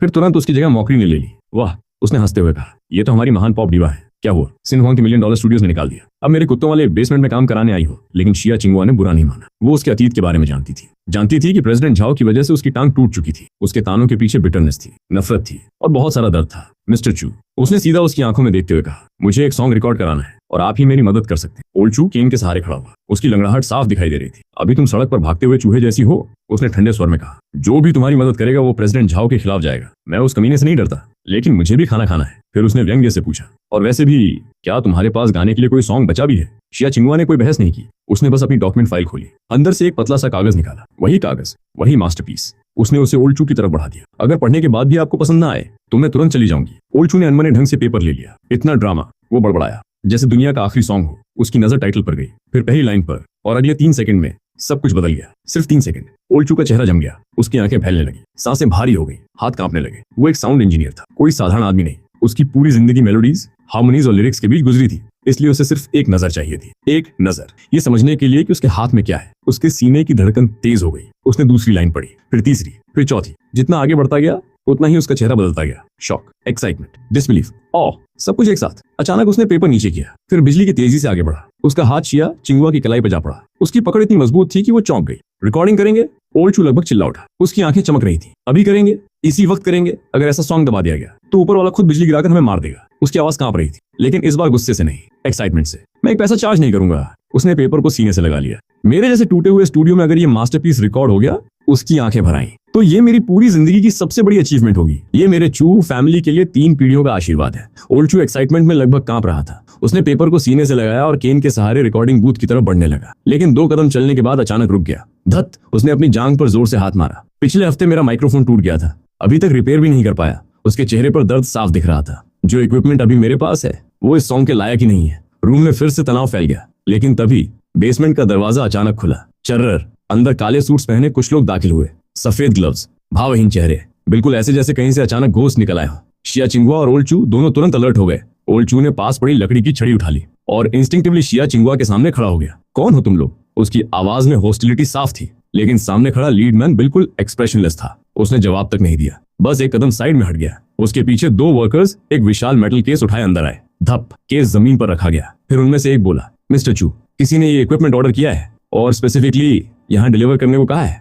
बस इतना। फिर वो चुप हो गया। वर्कर्स ने केस खोलना शुरू किया। फोम की लेयर्स हटने लगी और धीरे धीरे अंदर रखा इक्विपमेंट दिखाई देने लगा। जैसे पूरा माइक्रोफोन सामने आया, ओल्ड चू की सांस रुक गई। नहीं, उसकी आंखें फैल गईं। ये इम्पॉसिबल है। उसने कांपते हुए माइक्रोफोन को देखा। Limited edition U47। पूरी दुनिया में 5 से भी कम बचे हैं। नेशनल लेवल स्टूडियोज में भी शायद ना हो। उसकी आवाज बैठ गई। ये भेजा किसने? लेकिन काले सूट वाला आदमी चुप रहा। उसने सिर्फ एक छोटा सा फोल्डेड नोट निकाला और जाकर शिया चिंगुआ के हाथ में दे दिया। फिर बिना कुछ बोले मुड़ा और सारे लोग उसी रहस्यमय तरीके से चले गए जैसे आए थे। बेसमेंट में फिर सन्नाटा छा गया। शिया चिंगुआ ने धीरे से नोट खोला। उसमें सिर्फ एक लाइन लिखी थी, वही वाइल्ड कर्सिव हैंडराइटिंग, वही फैमिलियर अंदाज। अच्छा काम करना है तो पहले टूल्स अच्छे होने चाहिए। पैसे बचाने की कोशिश मत करना, बस दिल खोलकर गाना। कोई सिग्नेचर नहीं, कोई नाम नहीं, लेकिन उसे पहचानने के लिए एक शब्द भी काफी था। उसकी आंखें तुरंत भर आईं। आंसू कागज पर गिरने लगे। स्याही हल्की धुंधली हो गई, क्योंकि वो समझ गई थी सब कुछ पहले से अरेंज किया गया था। वो आदमी बार बार कहता था कि उसे फर्क नहीं पड़ता, कहता था ये सिर्फ डेट रिकवरी है, लेकिन उसकी पीठ पीछे वो हर रास्ता साफ कर रहा था, हर कांटा हटा रहा था, यहाँ तक कि इस लेजेंडरी माइक्रोफोन का इंतजाम भी कर दिया। ओल्ड चू ने नोट देखा, फिर शिया चिंगुआ की लाल आंखें, फिर माइक्रोफोन, और धीरे धीरे मुस्कुराया। लगता है, उसने हल्के से कहा, तुम्हारे ऊपर कोई गार्डियन एंजल नजर रख रहा है। शिया चिंगुआ कुछ नहीं बोली, बस नोट को सीने से लगा लिया। अगले ही पल रिकॉर्डिंग शुरू हो गई और इस बार ओल्ड चू पहले से भी ज्यादा सीरियस था। दूसरी तरफ जियांग सिटी के बीचों बीच बादलों को छूती एक स्काईस्क्रेपर की सबसे ऊपरी मंजिल, यही दुनिया के सबसे बड़े फाइनेंशियल सिंडिकेट का हेडक्वार्टर्स था। यही उसका असली किंगडम था। भले ही वो इस वक्त एक पुराने कोर्टयार्ड में अपनी बेटी के साथ कार्टून्स देख रहा था, लेकिन उसकी इच्छा यहाँ फ्लॉलेस प्रिसीजन के साथ एग्जीक्यूट हो रही थी। विशाल होलोग्राफिक स्क्रीन्स हवा में तैर रही थी। हॉल के अंदर दर्जनों टॉप टियर मार्केट एक्सपर्ट्स और एलीट हैकर्स कीबोर्ड्स पर टूट पड़े थे। सिर्फ टाइपिंग की आवाज सुनाई दे रही थी। पूरा माहौल युद्ध जैसा था। हॉल के बीच खड़े ओल्ड चेन ने शांत आवाज में कहा, बॉस के ऑर्डर्स क्रिस्टल क्लियर है। ये एक्विजिशन नहीं है, ये इन्फिल्ट्रेशन है। उसने स्क्रीन की तरफ इशारा किया। सभी मेजर म्यूजिक प्लेटफॉर्म्स के बैकएंड लॉक कर दो। आज रात 8 बजे रिकमेंडेशन सिस्टम हाईजैक हो जाने चाहिए। हॉल में बैठे लोग एक साथ कमांड्स एग्जीक्यूट करने लगे। ओल्ड चेन की आवाज फिर गूंजी, यूजर कुछ भी सर्च करे, म्यूजिक, मूवी, वेदर, यहाँ तक कि बिग फीड भी सर्च करे। टॉप रिकमेंडेशन पर सिर्फ एक चीज दिखनी चाहिए, शिया चिंगुआ का नया सॉन्ग एज यू विश। कुछ लोगों के चेहरे पर मुस्कान आ गई, लेकिन किसी ने काम नहीं रोका। दूसरा आदेश, ओल्ड चेन बोला, bot army purge protocol. President Zhao ने जो 2 मिलियन एंटी फैन अकाउंट्स खरीदे हैं, 1 घंटे के अंदर सब बंद होने चाहिए। स्क्रीन्स पर लाल डॉट्स गायब होने लगे, लाखों फेक अकाउंट्स डिसअपीयर होने लगे। तीसरा और सबसे इंपॉर्टेंट, हॉल अचानक और शांत हो गया। ओल्ड चेन की आवाज और गंभीर हो गई, बॉस का पर्सनल ऑर्डर, इस सॉन्ग का एक पैसा सीधे लिटिल प्रिंसेस शिया शिहान के ट्रस्ट फंड में जाएगा। 1 सेंट की भी गलती नहीं होनी चाहिए। पूरा हॉल एक साथ बोला, अंडरस्टूड। ओल्ड चेन ने धीरे से सिर हिलाया। आज रात पूरा एंटरटेनमेंट इंडस्ट्री एक लेसन सीखेगा। टॉपिक है, उसकी आंखें ठंडी हो गई, दुनिया के सबसे अमीर आदमी की औरत को छेड़ने की कीमत। शाम के 7:55, बेसमेंट रिकॉर्डिंग स्टूडियो। हवा इतनी भारी थी कि जैसे चाकू से काटी जा सके। अपलोड प्रोग्रेस बार धीरे धीरे आगे बढ़ रहा था। ओल्ड चू की हथेलियों में पसीना था। पूरी जिंदगी में उसने काउंटलेस हिट सॉन्ग्स मिक्स किए थे, लेकिन आज वो नर्वस था। उसके बगल में बैठी शिया चिंगुआ बार बार अपने हाथ मरोड़ रही थी। क्या हमें मार्केटिंग की जरूरत नहीं? उसने चिंता से पूछा। नॉर्मली सॉन्ग्स को लॉन्च करने से पहले हाइप क्रिएट किया जाता है, PR articles, trending searches, music critics, fan comments, लेकिन मेरे पास कुछ भी नहीं है। उसकी आवाज धीमी हो गई। सिन हुआंग एंटरटेनमेंट ने मेरे सारे रिसोर्सेज ब्लॉक कर दिए हैं। मैं अभी एक सुनसान आइलैंड पर फंसे इंसान जैसी हूँ। चिल्लाऊं भी तो कोई नहीं सुनेगा। जरूरत नहीं है। अचानक एक परिचित आवाज सुनाई दी। दोनों ने मुड़कर देखा। बेसमेंट के दरवाजे पर मैं खड़ा था। बाएं हाथ में शिहान थी, जो खुशी खुशी लॉलीपॉप खा रही थी। दाएं हाथ में शुगर रोस्टेड चेस्टनट्स का बैग था। मैं अंदर आया, एक चेस्टनट निकाला, फिर शिया चिंगुआ की तरफ बढ़ाया। अच्छा सॉन्ग सोने जैसा होता है, मैंने शांत स्वर में कहा। उसे कीचड़ में भी फेंक दो। फिर भी वो चमकता है। मैंने मुस्कुराकर शिहान के सिर पर हाथ फेरा। और तुम्हारा सॉन्ग? मेरी आंखों में एक अजीब सा कॉन्फिडेंस चमका। आज रात सिर्फ चमकेगा नहीं, आज रात पूरी दुनिया को अंधा कर देगा। मैंने बड़े ध्यान से वो छोटी सी चीज उठाई और बहुत केयरफुली शिहान के मुंह में रख दी। मेरे होठों के कोने पर एक हल्की सी मीनिंगफुल स्माइल आ गई। वैसे भी आज रात किस्मत की हवा मेरे फेवर में चल रही थी। तभी डिंग, एक क्रिस्प नोटिफिकेशन साउंड गूंजी। स्क्रीन पर एक पॉपअप उभरा, अपलोड सक्सेसफुल, आर्टिस्ट जिया चिंगवा। उसी पल हजारों किलोमीटर दूर जिंगजो में स्थित पेंगुइन म्यूजिक हेडक्वार्टर्स के अंदर ऑपरेशन टीम का स्टाफ मेंबर श्याओली आराम से टाइम पास कर रहा था और टेकआउट ऑर्डर करने ही वाला था। जैसे ही उसकी उंगली फोन स्क्रीन को छूने वाली थी, मॉनिटरिंग स्क्रीन पर चल रही डाटा कर्व अचानक एक अजीब से राइट एंगल में ऊपर उछल गई। उसका स्केल इतना खतरनाक था कि किसी का भी दिमाग घूम जाए। ये क्या है? श्याओली लगभग अपनी कोला उगल ही देता। उसकी आंखें अविश्वास से फैल गईं। रियल टाइम बैकएंड ट्रैफिक पूरी तरह कंट्रोल से बाहर जा चुका था। जो ट्रैफिक आमतौर पर टॉप टियर आइडल्स या वायरल पॉप सॉन्ग्स को मिलता था, उसे जैसे किसी अदृश्य ताकत ने पकड़कर जबरदस्ती दूसरी दिशा में मोड़ दिया हो। पूरा ट्रैफिक एक ही लिंक पर टूट पड़ा था, ऐसा लिंक जो 1 मिनट पहले ही अपलोड हुआ था। उधर एक कॉलेज डॉर्म में बैठा एक लड़का ग्रेजुएट एग्जाम की तैयारी के लिए इंग्लिश लिसनिंग ट्रैक्स ढूंढ रहा था। अचानक उसके हेडफोन्स में एक गहरी और लगभग जादुई इंट्रो मेलोडी गूंज उठी। उसका पूरा स्टडी फ्लो टूट गया। दूसरी तरफ एक ऑफिस बिल्डिंग में रात भर काम करने वाली व्हाइट कॉलर एम्प्लॉय इंसोम्निया से लड़ते हुए रिलैक्सिंग म्यूजिक ढूंढ रही थी, लेकिन उसकी स्क्रीन पर जो सॉन्ग खुला उसका नाम था एज यू विश। तभी हेडक्वार्टर्स में श्याओली लगभग चीख पड़ा, मैनेजर, कुछ बहुत बड़ा हो रहा है। कोर एल्गोरिथम ऐसा बिहेव कर रहा है जैसे किसी ने हैक कर दिया हो। उसकी आवाज में साफ पैनिक था। टेक्निकल डायरेक्टर भागते हुए आया। उसकी उंगलियां कीबोर्ड पर बिजली की स्पीड से दौड़ने लगी। कुछ सेकंड बाद उसके चेहरे का रंग बदलने लगा। पहले शक, फिर हैरानी, और आखिर में पूरा चेहरा सफेद पड़ गया। वो धीरे से चेयर पर गिर पड़ा। उसकी आंखों में सदमा था। ये हैकर नहीं है, ये साइबर अटैक भी नहीं है। उसने कांपती आवाज में कहा, ये प्योर कैपिटल की वायलेंट एस्थेटिक्स है, ऐसी ताकत जिसे कोई रोक नहीं सकता। इधर बेसमेंट रिकॉर्डिंग स्टूडियो में मैं पुराने और घिसे हुए सोफा पर बैठा था। मेरे सामने जिया चिंगवा अपने फोन पर बार बार वेब पेज रिफ्रेश कर रही थी। उसकी आंखों में बेचैनी साफ दिख रही थी, जबकि मैं पूरी तरह शांत था। मेरे चेहरे पर एक भी एक्सप्रेशन नहीं बदला। 1 मिनट बीत चुका था। जिया ने फोन नीचे किया और कड़वी हंसी हंस दी। सिर्फ 3 प्लेस, उसने धीरे से कहा, और वो भी हमने खुद की है। उसकी आवाज में निराशा भरी हुई थी। लगता है चमत्कार सिर्फ कहानियों में होते हैं। लेकिन वो अपनी बात पूरी भी नहीं कर पाती कि उसकी आंखें अचानक चौड़ी हो गई। चेहरे की सारी निराशा पल भर में गायब हो गई। उसकी जगह ऐसा शौक आ गया जैसे उसने कोई सपना देख लिया हो। रिफ्रेश होने के बाद प्ले काउंट 3 से सीधे 30,000 पहुंच चुका था और अगले ही ब्लिंक में 3 लाख। कमेंट सेक्शन जो कुछ सेकंड पहले पूरी तरह खाली था, अब पागलों की तरह भर चुका था। स्क्रीन पर सिर्फ एक नंबर चमक रहा था, 999+। ये कैसे हो सकता है? जिया की सांसें तेज हो गई। लेकिन ये सिर्फ फॉर्स ट्रैफिक नहीं था, असली वजह कुछ और थी। सॉन्ग की क्वालिटी खुद एक विस्फोट बन चुकी थी। शहर के हर कोने में लोगों को एडवर्टाइजमेंट दिखाया गया। शुरुआत में ज्यादातर लोग इरिटेटेड हुए। उन्हें लगा ये भी कोई स्पैम प्रमोशन होगा। लेकिन जैसे ही पहली लाइन गूंजी, जैसे ही पहली मेलोडी कानों तक पहुंची, स्वाइप करने के लिए उठी, उंगलियां वहीं रुक गईं।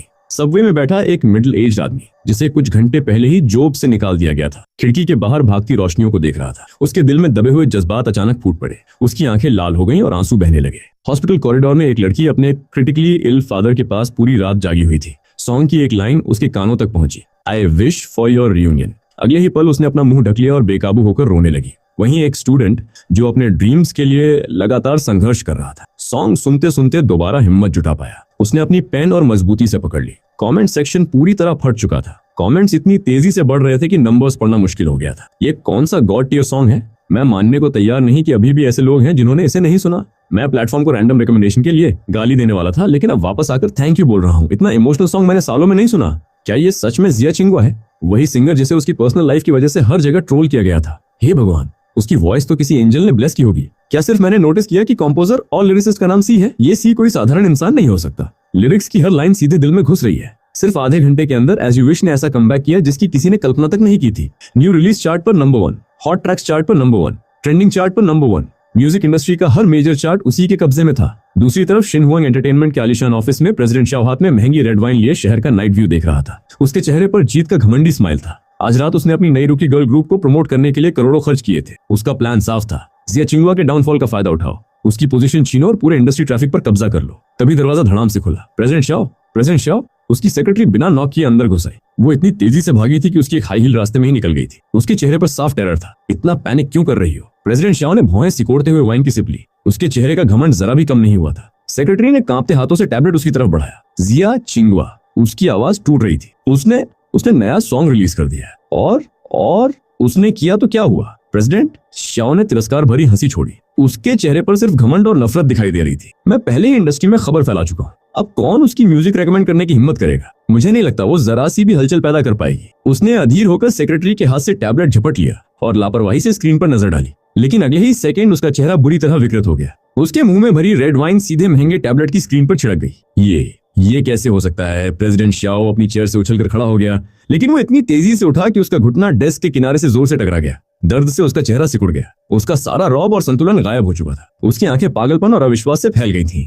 क्या क्यूक्यू म्यूजिक पागल हो गया है? क्या नेटीज क्लाउड वालों का दिमाग खराब हो गया है? क्या इन्हें सिन हुआंग से टकराने का डर नहीं रहा? उसने गुस्से में डेस्क पर रखा फोन उठाया और एक के बाद एक मेजर म्यूजिक प्लेटफॉर्म्स के हेड्स को कॉल लगाने लगा। उसकी आवाज गुस्से से कांप रही थी। हेलो प्रेसिडेंट वांग, आखिर तुम लोग कर क्या रहे हो? हमने तय किया था कि शिया चिंगुआ को ब्लैकलिस्ट करेंगे, लेकिन दूसरी तरफ से सिर्फ बीप बीप बीप सुनाई दिया। किसी ने कॉल नहीं उठाया, या यूं कहें कि कोई उठाने की हिम्मत नहीं कर रहा था। प्रेसिडेंट शाओ का चेहरा राख जैसा सफेद पड़ गया। उसने घबराकर एक दर्जन से ज्यादा कॉल्स किए। आखिरकार एक छोटे प्लेटफॉर्म का हेड कॉल पर आया। उसकी आवाज बेहद धीमी थी, जैसे कोई सुन लेगा तो उसकी जान चली जाएगी। ओल्ड शाओ, पूछना बंद करो, हम भी ऐसा नहीं करना चाहते थे। तो फिर किसने मजबूर किया? प्रेसिडेंट शाओ दांत भींचते हुए गर्जा। ऊपर से आदेश आया है। ऊपर? Bureau of culture? उससे भी ऊपर? दूसरी तरफ का आदमी कांपती आवाज में बोला। अभी अभी खबर मिली है, वॉल स्ट्रीट के कई बड़े सिंडिकेट्स ने सभी मेजर प्लेटफॉर्म्स पर सीधा प्रेशर डाला है। जिसने भी इस सॉन्ग को हटाने की कोशिश की, उसकी कंपनी का स्टॉक प्राइस कल सुबह तक आधा कर दिया जाएगा। कुछ पल सन्नाटा रहा, फिर दूसरी तरफ से टूटी हुई आवाज आई। ओल्ड शाओ, अब तुम खुद संभालो। शिया चिंगुआ के पीछे कोई साधारण इंसान नहीं है, उसके पीछे सचमुच कोई भगवान खड़ा है। अगले ही पल कॉल कट गया। सिर्फ लंबी डायल टोन कमरे में गूंजती रही। प्रेसिडेंट शाओ धीरे से अपनी एग्जीक्यूटिव चेयर पर ढह गया। उसका दिमाग सुन्न पड़ चुका था। भगवान? उसने खुद से बड़बड़ाया। वो औरत जो एक नाजायज बच्चे को लेकर घूमती है, जो इतनी गरीब है कि स्लम में रहती है, उसके पीछे भगवान। उसकी आंखों में पागलपन चमक उठा। अगर उसके पीछे कोई इतना ताकतवर था तो 4 साल तक वो कुत्तों जैसी जिंदगी क्यों जीती रही? क्यों मुझे उसे अपनी मर्जी से कंट्रोल करने दिया गया? एंटरटेनमेंट इंडस्ट्री में सालों की ताकत और अहंकार ने उसके अंदर का अंधेरा जगा दिया। उसकी आंखों में क्रूरता की चमक कौन दी? इस इंडस्ट्री का भगवान सिर्फ मैं हूँ। अचानक उसने अपनी कांपती हुई सेक्रेटरी की तरफ देखा। ब्लैक वॉलनट स्टूडियो से तुरंत कांटेक्ट करो। वो दहाड़ा। शिया चिंगुआ की पूरी हिस्ट्री खोद डालो, उसकी जिंदगी का एक एक राज बाहर निकालो, और खासकर उसकी आंखों में जहरीली चमक उभरी। उसके बच्चे के बारे में सब कुछ निकालो। मैं चाहता हूं कि पूरा इंटरनेट जान जाए कि ये सॉन्ग किस तरह की औरत ने गाया है। देखते हैं फिर वो कैसे वापसी करती है। उधर वुटोंग एली के छोटे से कोर्टयार्ड में बारिश के बाद की मूनलाइट बेहद खूबसूरत लग रही थी। नीले पत्थरों वाले रास्ते पर हल्की चांदनी बिखरी हुई थी। हवा में मिट्टी और घास की ताजा खुशबू घुली हुई थी। शिया चिंगुआ स्टोन बेंच पर बैठी थी। उसके हाथ में फोन था। वो बार बार प्ले काउंट और कमेंट्स रिफ्रेश कर रही थी। उसके चेहरे पर अब भी विश्वास नहीं हो रहा था। नंबर 1, उसने धीमे से कहा। सच में नंबर 1। उसकी आंखें खाली थीं, लेकिन उनमें उम्मीद की एक चमक लौट आई थी। मैं वहीं पास में एक छोटे स्टूल पर बैठा था और शाओ शिहान को सिखा रहा था कि चेस्टनट को बिना तोड़े परफेक्ट तरीके से कैसे पील करते हैं। शिया चिंगुआ की बात सुनकर मैंने सिर तक नहीं उठाया, बस मुस्कुराकर कहा, इसका मतलब है कि इस बार ऑडियंस बहरी नहीं थी। कुछ सेकंड तक सन्नाटा छाया रहा। फिर शिया चिंगुआ मेरी तरफ मुड़ी। उसकी नजर पहले मुझ पर गई और फिर शाओ शिहान पर। पिता और बेटी की उस साधारण सी तस्वीर ने उसके दिल के अंदर जमा सारी भावनाओं को तोड़ दिया। उसकी आंखों से आंसू बहने लगे। ये सिर्फ सक्सेस के आंसू नहीं थे, ये सुरक्षा की भावना के आंसू थे जो उसने कई सालों बाद महसूस की थी। ऐसा एहसास कि कोई चुपचाप उसके पीछे खड़ा है, कोई जो हर तूफान को रोक सकता है, कोई जो उसे गिरने नहीं देगा। थैंक यू, उसने कांपती आवाज में कहा।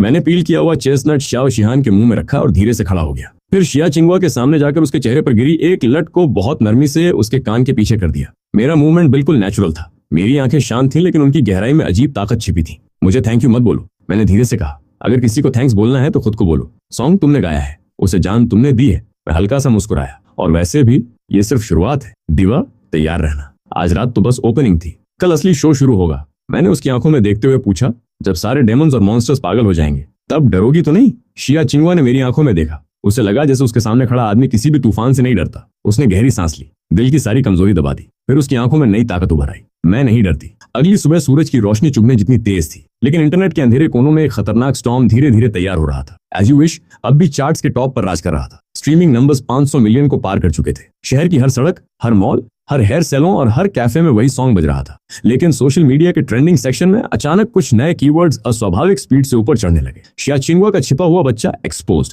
पियर डिवा की असली सच्चाई, एज यू विश के पीछे के गंदे सीक्रेट्स, मिस्टीरियस शुगर डैडी ने फ्लॉप आर्टिस्ट को कैसे बचाया। जैसे ही लोग इन टॉपिक्स पर क्लिक करते, उनके सामने धुंधली सीक्रेट फोटोज और भड़काऊ आर्टिकल्स खुलने लगते। कुछ तथाकथित इंसाइडर्स दावा कर रहे थे कि 4 साल पहले शिया चिंगुआ ने इंडस्ट्री में ऊपर चढ़ने के लिए गलत रास्ते अपनाए थे और बाद में प्रेगनेंसी के बाद उसे छोड़ दिया गया था। देखते ही देखते इंटरनेट का माहौल बदलने लगा। कल तक जो लोग उसे गॉडेस कह रहे थे, वही अब रूमर्स और बॉट आर्मीज के इन्फ्लुएंस में आने लगे। कमेंट सेक्शंस का रंग बदल रहा था और एक नया ऑनलाइन वॉर शुरू होने वाला था। पूरा इंटरनेट जैसे आग की तरह भड़क उठा था। हर तरफ जहरीले कमेंट्स, गालियां और अफवाहें फैल रही थी। कोर्टयार्ड के अंदर शिया चिंगवा के हाथ बुरी तरह कांप रहे थे। फोन उसकी उंगलियों में थरथरा रहा था और उसका चेहरा बिल्कुल सफेद पड़ चुका था। जिस चीज से वो सबसे ज्यादा डरती थी आखिरकार वही हो गया था। अगर लोग उसे गालियां देते तो शायद वो सह लेती, लेकिन अब निशाना शाओ शिहान बन चुकी थी। मैं बिना कुछ कहे उसके हाथ से फोन लेकर सोफा के सबसे दूर वाले कोने में फेंक दिया, फिर बिल्कुल सामान्य आवाज में बोला, अब उसे मत देखो, चलो खाना खाते हैं। शिया चिंगवा की आवाज कांप उठी, लेकिन वो शिहान को गालियां दे रहे हैं, उसे बास्टर्ड चाइल्ड कह रहे हैं। लोग एड्रेस ट्रैक कर चुके हैं, कुछ लोग यहाँ आने भी लगे,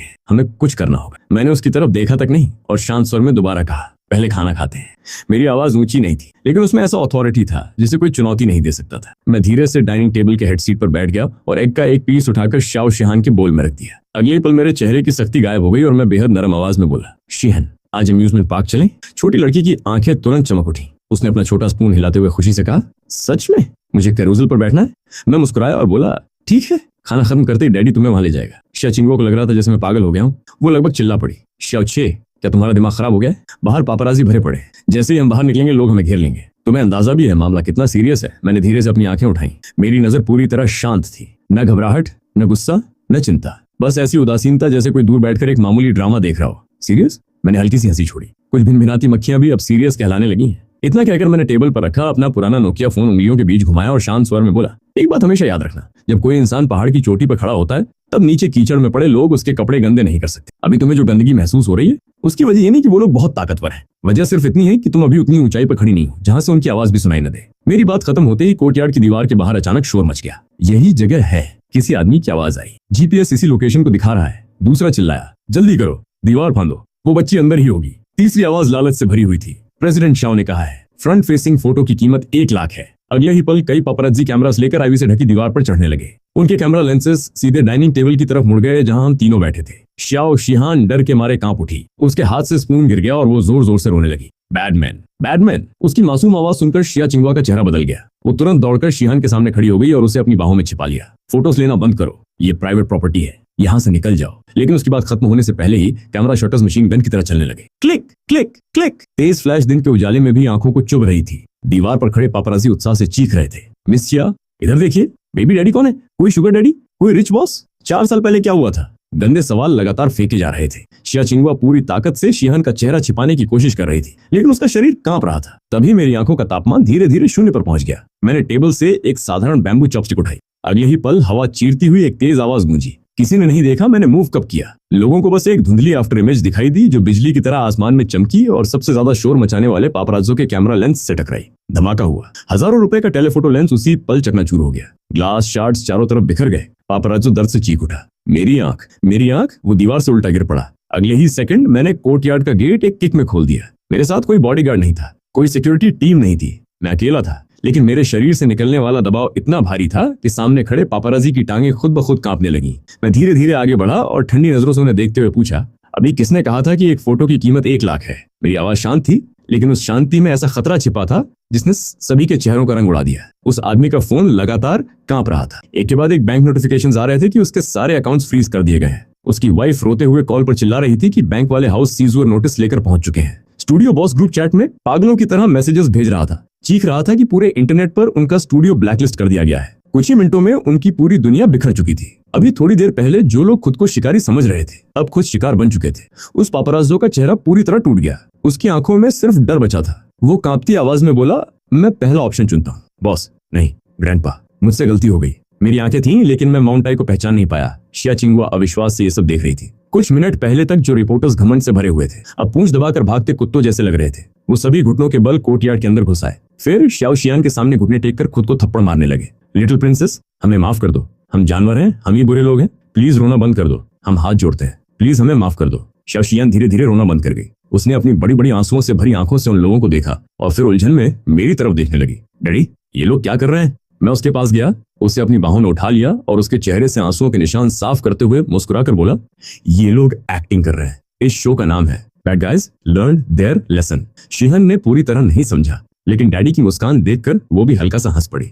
मैं मुस्कुराया और फिर शिया चिंगवा की तरफ देखा। इस समय शिया चिंगवा की आंखों के सामने एक ऐसा सीन था जो जितना हास्यास्पद था उतना ही संतोष देने वाला भी। उसने उन रिपोर्टर्स को देखा जो अभी तक उसे कुचलने आए थे और अब जमीन पर सिर रगड़ रहे थे। फिर उसने मुझे देखा। मैं अपनी बेटी को गोद में लिए खड़ा था। पूरी सिचुएशन पर मेरा पूरा कंट्रोल था, लेकिन मेरे चेहरे पर जरा भी घमंड नहीं था। मैं ऐसे खड़ा था जैसे कुछ हुआ ही ना हो। उसी पल उसे अचानक एहसास हुआ कि आज के बाद अगर आसमान भी गिर जाए तो उसे संभालने वाला कोई मौजूद है। मैं लापरवाही से हाथ हिलाते हुए बोला, ठीक है, शो खत्म हुआ, अब निकलो यहाँ से, जाकर खुद पुलिस के सामने सरेंडर कर दो। और एक बात याद रखना, अगली बार अगर इस गेट के सामने दिखाई दिए तो रास्ता बदल लेना, क्योंकि अगली बार सिर्फ कैमरा लेंस नहीं टूटेगा। रिपोर्टर्स को लगा जैसे मौत की सजा माफ हो गई हो। वे सब जमीन से उठे और भागते हुए कोर्टयार्ड से बाहर निकल गए। कुछ ही पलों में गेट बंद हो गया और पूरी दुनिया फिर से शांत हो गई। मैं पलटा और शिया चिंगुआ की तरफ देखकर अपने पुराने लेजी टोन में बोला, वैसे मुझे लगता है मेरा एग अभी भी टेबल पर पड़ा है, अगर ज्यादा देर हो गई तो उसका टेस्ट खराब हो जाएगा। कुछ सेकंड तक शिया चिंगुआ मुझे देखती रही, फिर अचानक हंस पड़ी। पहले हंसी निकली,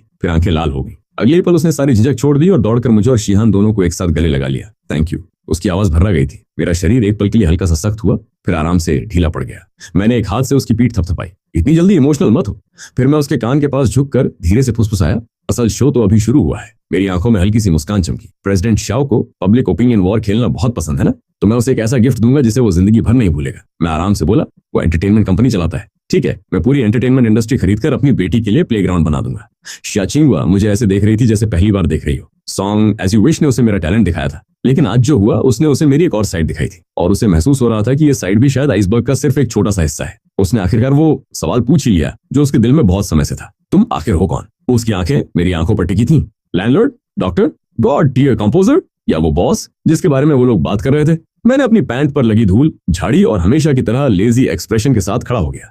फिर उसकी आंखों में देखते हुए मुस्कुराया। क्या सच में ये जानना इतना जरूरी है कि मैं कौन हूँ? मैंने शाओ शिहान के गोल मटोल गाल को हल्के से दबाया। शिहान के लिए मैं उसका डैड हूँ। फिर मैंने शिया चिंगुआ की तरफ देखा, और तुम्हारे लिए मैं तुम्हारा क्रेडिटर हूँ। मेरे होठों पर हल्की मुस्कान आई। क्या ये दो आइडेंटिटीज काफी नहीं है? शिया चिंगुआ ने होठ काटे।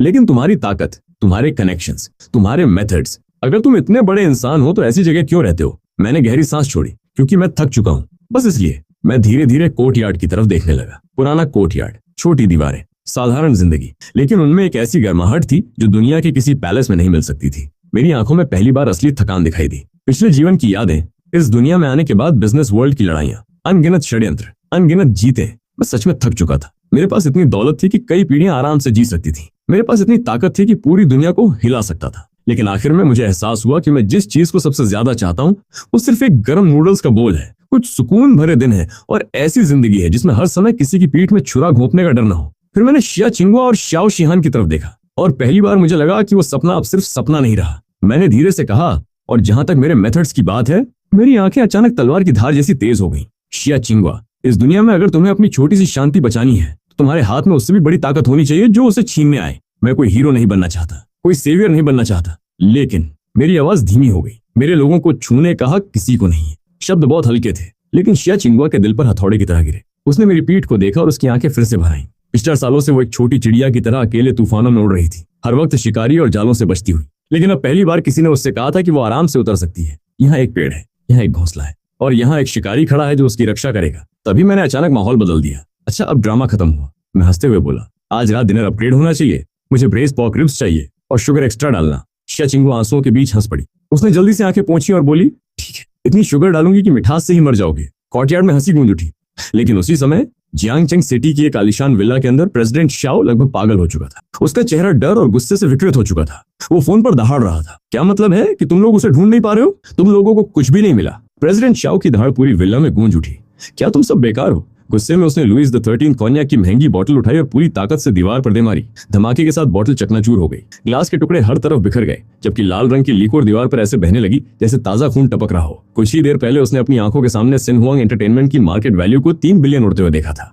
लेकिन उससे भी ज्यादा डरावनी बात कुछ और थी। ब्लैक फॉक्स स्टूडियो, जो उसका सबसे बड़ा पापराजी वेपन था, मानो दुनिया से गायब हो चुका था। पूरी टीम एक झटके में खत्म हो गई थी और उन्हें जवाब देने का मौका तक नहीं मिला था। सारी जांच एक ही जगह जाकर रुक रही थी, वुटोंग एली। और वुटोंग एली में रहने वाला वो रहस्यमयी आदमी, उसने अपने सारे कनेक्शंस इस्तेमाल कर लिए थे, बिजनेस सर्कल, पॉलिटिकल सर्कल, यहाँ तक कि अंडरवर्ल्ड कॉन्टैक्ट्स भी। लेकिन हर जगह से उसे सिर्फ 2 शब्द मिले थे, टॉप सीक्रेट। उसकी पर्सनल फाइल्स एन्क्रिप्टेड थी, कोर्टयार्ड की ओनरशिप एन्क्रिप्टेड थी। यहाँ तक कि शाओ शिहान का बर्थ सर्टिफिकेट भी सिस्टम के हाईएस्ट सिक्योरिटी लेवल यानी एस क्लास क्लासिफिकेशन में बदल चुका था। प्रेसिडेंट शाओ की सेक्रेटरी दरवाजे पर कांपती हुई खड़ी थी। उसके हाथ में नया फैक्स था। टैक्स ब्यूरो पिछले साल के सारे यिन यांग कॉन्ट्रैक्ट्स की पूरी जांच करना चाहता है। उसकी आवाज कांप रही थी। और जिन इन्वेस्टर्स को हमने पहले से फिक्स कर रखा था, उन्होंने एक साथ फंडिंग विथड्रॉ कर ली है। प्रेसिडेंट शाओ का दिमाग सुन्न पड़ गया। वो लड़खड़ाकर सोफा पर गिर गया। पहली बार उसकी आंखों में असली डर दिखाई दिया। उसे आखिरकार एहसास हो गया कि उसने किसी आयरन प्लेट को किक नहीं किया था। उसने न्यूक्लियर रिएक्टर को लात मार दी थी। सामने वाला अपना चेहरा दिखाए बिना ही उसकी पूरी एम्पायर को राख बना सकता था, लेकिन अगले ही पल उसकी आंखों में कोने में फंसे हुए जानवर वाली पागल चमक उभरी।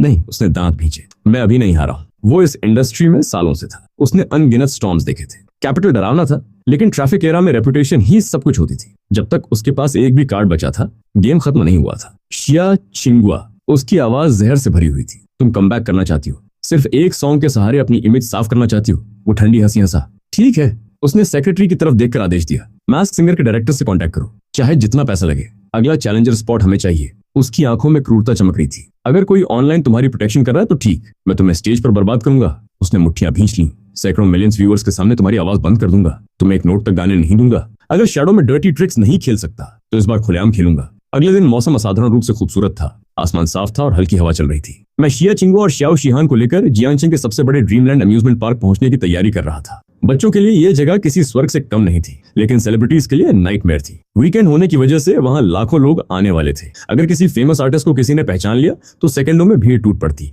यही वजह थी कि शिया चिंगुआ सुबह से नर्वस थी। मैं कमरे के कोने में खड़ा उसे देख रहा था। Baseball cap, sunglasses, face mask, baggy jacket. उसने खुद को इतनी लेयर्स में ढक लिया था कि वो सेलिब्रिटी कम और किसी सीक्रेट एजेंट ज्यादा लग रही थी। सिर्फ उसकी आंखें दिखाई दे रही थीं और उनमें भी सिर्फ एंजाइटी भरी हुई थी। वो बार बार मिरर में खुद को चेक कर रही थी, कहीं कोई फ्लॉ न रह जाए। दूसरी तरफ श्याओ शिहान नई पिंक प्रिंसेस ड्रेस पहनकर खड़ी थी। उसके सिर पर मिकी माउस हेडबैंड था और वो अपने आधे कद जितना बड़ा टेडी बेयर पकड़े हुए थी।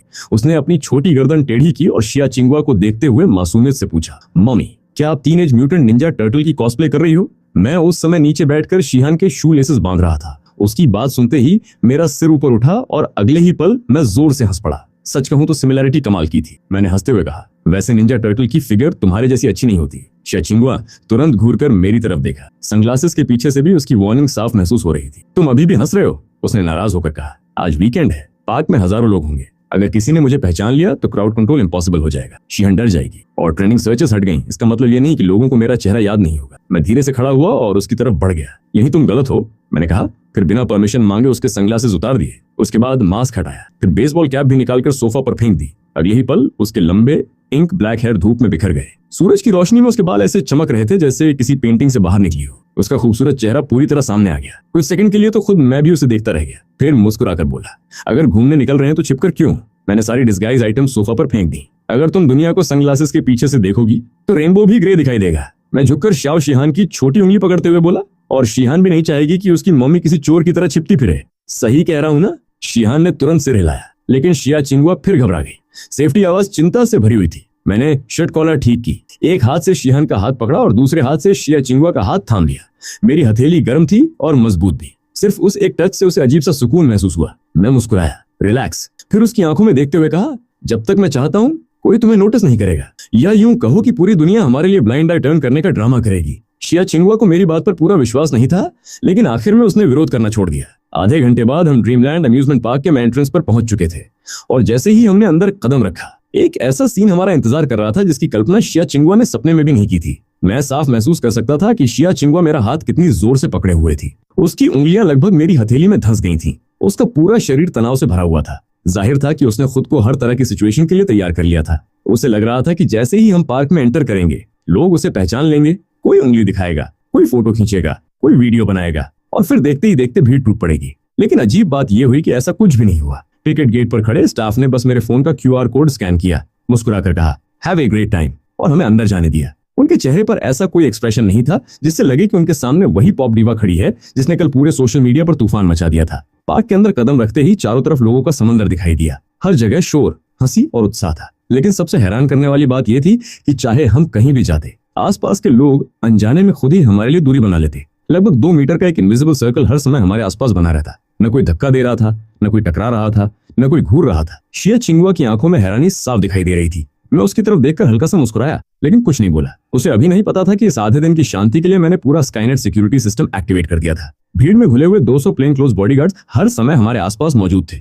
कोई टूरिस्ट बनकर फोटो ले रहा था, कोई मैप देख रहा था, कोई आइसक्रीम खा रहा था। लेकिन उनका असली काम था किसी भी ऐसे इंसान को रास्ता बदलवा देना जो शिया चिंगुआ को पहचान सकता था या हमारे पास आने की कोशिश कर सकता था। इससे भी ज्यादा दिलचस्प बात यह थी कि आसपास के लोगों का ध्यान लगातार दूसरी चीजों की तरफ खींचा जा रहा था। अचानक रास्ते के किनारे वाली बुशेस से कुछ बेहद क्यूट रोबोट डॉग्स बाहर निकले और डांस करने लगे। देखते ही देखते उनके आसपास भीड़ जमा हो गई। हर कोई फोन निकालकर वीडियो बनाने लगा।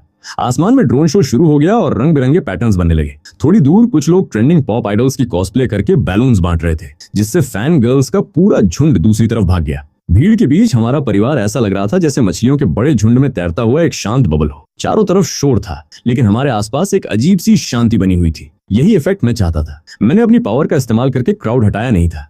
मैंने उससे कहीं ज्यादा कीमत देकर नॉर्मलिटी क्रिएट की थी, ताकि शिया चिंगुआ अपनी बेटी के साथ बिना किसी बोझ के कुछ घंटे जी सके। आखिरकार वो खुद को रोक नहीं पाई। उसने मेरी तरफ देखा और धीमे से पूछा, ये सब क्या हो रहा है? मैंने अभी अभी खरीदी हुई 2 आइसक्रीम्स उसकी और शिहान की तरफ बढ़ाई और बिल्कुल कैजुअल अंदाज में कहा, शायद आज सबका लकी डे है। लोगों को हमसे ज्यादा इंटरेस्टिंग चीजें मिल गई होंगी। देखो ना, वो क्लाउन कितना अच्छा परफॉर्मेंस कर रहा है। जाहिर था मैं उसे सच नहीं बताने वाला था। कुछ तरह की प्रोटेक्शन ऐसी होती है जिन्हें चुपचाप देना ज्यादा खूबसूरत होता है। तभी शाओशियान अचानक खुशी से उछल पड़ी। करूसल, उसने उत्साह से चीखते हुए दूर इशारा किया। वहां एक विशाल डबल डेकर करूसल घूम रहा था। उसकी आंखें चमक रही थी। मैंने मुस्कुराकर उसे गोद में उठा लिया। चलो, डैडी तुम्हें सबसे ऊंचे व्हाइट हॉर्स पर बैठाएगा। कुछ मिनट बाद हल्का म्यूजिक बजने लगा और करूसल धीरे धीरे घूमना शुरू हुआ। शाओशियान व्हाइट हॉर्स पर बैठी इतनी खुश थी कि उसकी आंखें आधी चांद जैसी हो गई थी। वो पोल को कसकर पकड़े हुए थी और हर चक्कर में हाथ हिलाकर हमें देख रही थी। मैं उसके बिल्कुल पास खड़ा था, ताकि अगर उसे जरा भी डर लगे तो तुरंत पकड़ सकूं। मेरी नजरों में जो प्यार था उसे छिपाने की कोई कोशिश भी नहीं थी। तभी मेरी नजर पीछे गई, जहां पंपकिन कैरेज वाली सीट पर शिया चिंगुआ बैठी थी। वो मुझे और शिहान को देख रही थी। धीरे धीरे उसकी आंखें लाल होने लगी। मैं समझ सकता था कि उसके लिए ये मोमेंट कितना कीमती था। कभी यही उसके सपनों की सबसे बड़ी विश हुआ करती थी। कोई कैमरा फ्लैश नहीं, कोई स्केड्यूल नहीं, कोई मैनेजर नहीं, कोई कॉन्ट्रैक्ट पेनल्टी का डर नहीं, सिर्फ धूप, आइसक्रीम की मिठास, म्यूजिक और उसके अपने लोग। तभी मैंने उसे आंसू पोंछते हुए पकड़ लिया। ओहो, मैंने हंसते हुए कहा, अगर इतना इमोशनल होकर रोगी तो आइसक्रीम हाथों में पिघल जाएगी और लॉन्ड्री मैं नहीं करने वाला। शिया चिंगुआ हंस पड़ी। उसकी आंखों में अब भी आंसू थे। उसने आइसक्रीम उठाकर मेरी तरफ फेंकने की एक्टिंग की।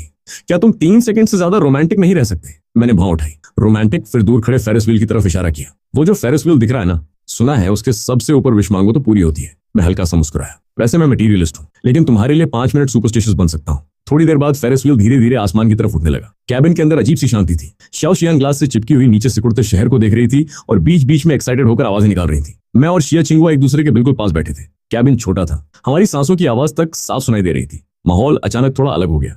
शिया चिंगुआ ने नीचे देखते हुए बहुत धीरे से कहा, थैंक यू। उसकी आवाज में सच्चाई भरी हुई थी। सिर्फ आज के लिए नहीं, हर चीज के लिए। मैंने उसकी तरफ देखा। धूप ग्लास से होकर उसके चेहरे पर पड़ रही थी। उसके चेहरे पर मौजूद हल्के हल्के बाल तक दिखाई दे रहे थे। पहली बार वो पूरी तरह डिफेंसिव मोड से बाहर थी। इतनी नरम, इतनी वुल्नरेबल कि मेरा दिल हल्का सा कस गया। मैंने धीरे से उसका नाम लिया, चिंगुआ। उसने मेरी तरफ देखा। उसकी आंखों में भरोसा था, गर्माहट थी और कुछ ऐसा भी था जिसे शायद वो खुद अभी समझ नहीं पाई थी। मैं कुछ सेकंड चुप रहा, फिर गंभीर आवाज में बोला, तुम्हें मुझे थैंक यू बोलने की जरूरत नहीं। उसकी पलकें हल्की सी कांपी। मैंने मुस्कुराकर कहा, मैं बिजनेसमैन हूँ और हर इन्वेस्टमेंट पर रिटर्न मिलना चाहिए। मेरी बात सुनकर उसका दिल जैसे एक पल के लिए रुक गया। उसकी आंखों में कंफ्यूजन और पैनिक एक साथ चमक उठे। रिटर्न? आखिर मैं किस रिटर्न की बात कर रहा था? उसकी आंखों में घबराहट की चमक दौड़ गई। रिटर्न? आखिर मैं किस रिटर्न की बात कर रहा था? लेकिन अगले ही पल मैंने धीरे से अपना हाथ उसके घुटने पर रखे हाथ के ऊपर रख दिया। मेरी हथेली की गर्माहट धीरे धीरे उसकी ठंडी तक पहुंची और उसके दिल में उठ रहे तूफान को शांत करने लगी। मैं उसकी आंखों में देखते हुए बेहद गंभीर आवाज में बोला, मुझे जिस रिटर्न की जरूरत है वो बस इतना है कि आज के बाद तुम सिर्फ स्टेज पर शाइन करने पर फोकस करो। बाकी अंधेरा मुझे संभालने दो। मेरी आवाज शांत थी, लेकिन हर शब्द में अटूट भरोसा था। जिस स्टेज को तुमसे छीना गया, जो डिग्निटी तुमसे लूटी गई, जो हैप्पीनेस तुमसे छीन ली गई, मैं वो सब वापस लेकर आऊंगा। एक एक चीज, और सिर्फ वापस नहीं, इंटरेस्ट के साथ वापस दिलाऊंगा। शिया चिंगुआ का सिर झटके से ऊपर उठा। उसकी आंखें सीधे मेरी आंखों से टकराई। उनमें ऐसा गहरापन था जैसे किसी शांत महासागर के नीचे छिपा हुआ तूफान। उसकी आंखों में आंसू भर आए। उसी पल फेरिस व्हील अपनी सबसे ऊंची जगह पर पहुंच गया। नीचे पूरा शहर फैला हुआ था। रोशनी, इमारतें, सड़कें, सब कुछ इतना खूबसूरत लग रहा था जैसे पूरी दुनिया हमारे पैरों के नीचे रख दी गई हो। माहौल धीरे धीरे उस बिंदु तक पहुंच रहा था जहां शब्दों की जरूरत नहीं रहती। लेकिन तभी शाओशियान अचानक घूमकर हमारी तरफ देखने लगी और अपनी मीठी आवाज में उत्साहित होकर चिल्लाई, डैडी, मम्मी, जल्दी देखो। हम दोनों एक साथ उसकी तरफ मुड़े। वो देखो, वहां मम्मी का नाम है। उसने दूर इशारा किया। हमने उसकी उंगली की दिशा में देखा। शहर के बीच खड़ी एक कमर्शियल स्काईस्क्रेपर की विशाल एलईडी स्क्रीन चमक रही थी। उस पर एक बेहद आकर्षक एडवर्टाइजमेंट चल रहा था। Mask singer grand edition, the mysterious singer, the wanderer will finally reveal their identity, who can end the legendary winning streak. नीचे बड़े अक्षरों में लिखा था, दिस फ्राइडे 8 PM लाइव। लेकिन असली मैसेज कुछ और था। एडवर्टाइजमेंट में शिया चिंगुआ की फोटो नहीं थी। उसकी जगह 4 साल पहले की उसकी आइकॉनिक परफॉर्मेंस लुक दिखाई गई थी।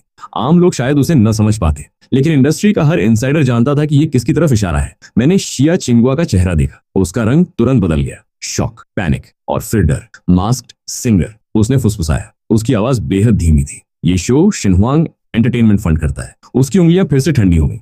वो मुझे फोर्स कर रहे हैं। मुझे सब समझ आ गया। बिना आर्टिस्ट की परमिशन के ऐसा प्रमोशन रिलीज करना साफ ट्रैप था। अगर शिया चिंगवा शो में नहीं जाती तो लोग कहते कि वो कंपटीशन से डर गई, कवर डिवा का टैग उसके साथ चिपक जाता। लेकिन अगर वो जाती तो सामने शायद एक और ट्रैप इंतजार कर रहा था, एक पब्लिक एग्जीक्यूशन, एक हैंगमैन्स बैंक्वेट। मैं कुछ सेकंड तक एलईडी स्क्रीन को देखता रहा। मेरी आंखों की गर्माहट धीरे धीरे गायब हो गई। उसकी जगह वही ठंडी चमक लौट आई जो किसी हंटर की आंखों में होती है जब शिकार खुद जाल में घुसता है। मैंने शिया चिंगवा का हाथ कसकर पकड़ लिया। मेरे होंठों पर हल्की ब्लडथर्स्टी स्माइल उभरी। प्रेसिडेंट शाओ, मैंने धीरे से कहा। लगता है उस बूढ़े लोमड़ी ने अभी तक सबक नहीं सीखा। फिर मैं उसकी तरफ मुड़ा। मेरी आवाज दृढ़ थी, डोमिनेटिंग थी। अगर उसे तुम्हारा गाना इतना सुनना है, मैं हल्का सा मुस्कुराया, तो हम जाएंगे। मेरी आंखों में ठंडी चमक दौड़ गई। लेकिन इस प्ले की स्क्रिप्ट थोड़ी रीराइट करनी पड़ेगी। मैंने उसकी आंखों में देखते हुए एक एक शब्द पर जोर दिया। अगर तुम स्टेज पर गाओगी तो ऐसा गाओगी कि उसका पूरा अस्तित्व हिल जाए। ऐसा गाओगी कि सिन हुआंग एंटरटेनमेंट की फाउंडेशन कांप जाए। फिर मैंने धीरे से पूछा, चिंगवा। कुछ पल की चुप्पी रही। क्या तुम अपनी कोरोनेशन के लिए तैयार हो? शुक्रवार रात के 8 बजे studio 1 Jiangcheng radio and television broadcasting station. पूरे हाकिया का सबसे ज्यादा व्यूड वैरायटी शो आज लाइव था। Masked singer. विशाल डोम सीलिंग से लटकती हुई स्टेज लाइट्स पूरे स्टूडियो को चमका रही थी। सेंटर स्टेज पर 3 डायमेंशनल प्रोजेक्शन मैपिंग से बना एक अद्भुत म्यूजिकल सैंक्चुअरी खड़ा था। नीचे 5000 ऑडियंस बैठी थी। सामने 3 वेटरन जजेस थे और स्क्रीन के पीछे करोड़ों online viewers. Back stage corridor में हवा तक भारी लग रही थी। हर कॉन्टेस्टेंट नर्वस था। हर स्टाफ मेंबर भाग रहा था। हर कोई इस लाइव ब्रॉडकास्ट की प्रेशर महसूस कर सकता था। मैं दीवार से टिककर खड़ा था और शिया चिंगवा को देख रहा था। उसने सिल्वर मास्क पहन रखा था। मास्क पर क्रश डायमंड्स जड़े हुए थे और आंख के किनारे एक क्राइम्सन टियर पेंट किया गया था। उसका कोड नेम था स्ट्रे कैट। क्वीन नहीं, गॉडेस नहीं, स्ट्रे कैट।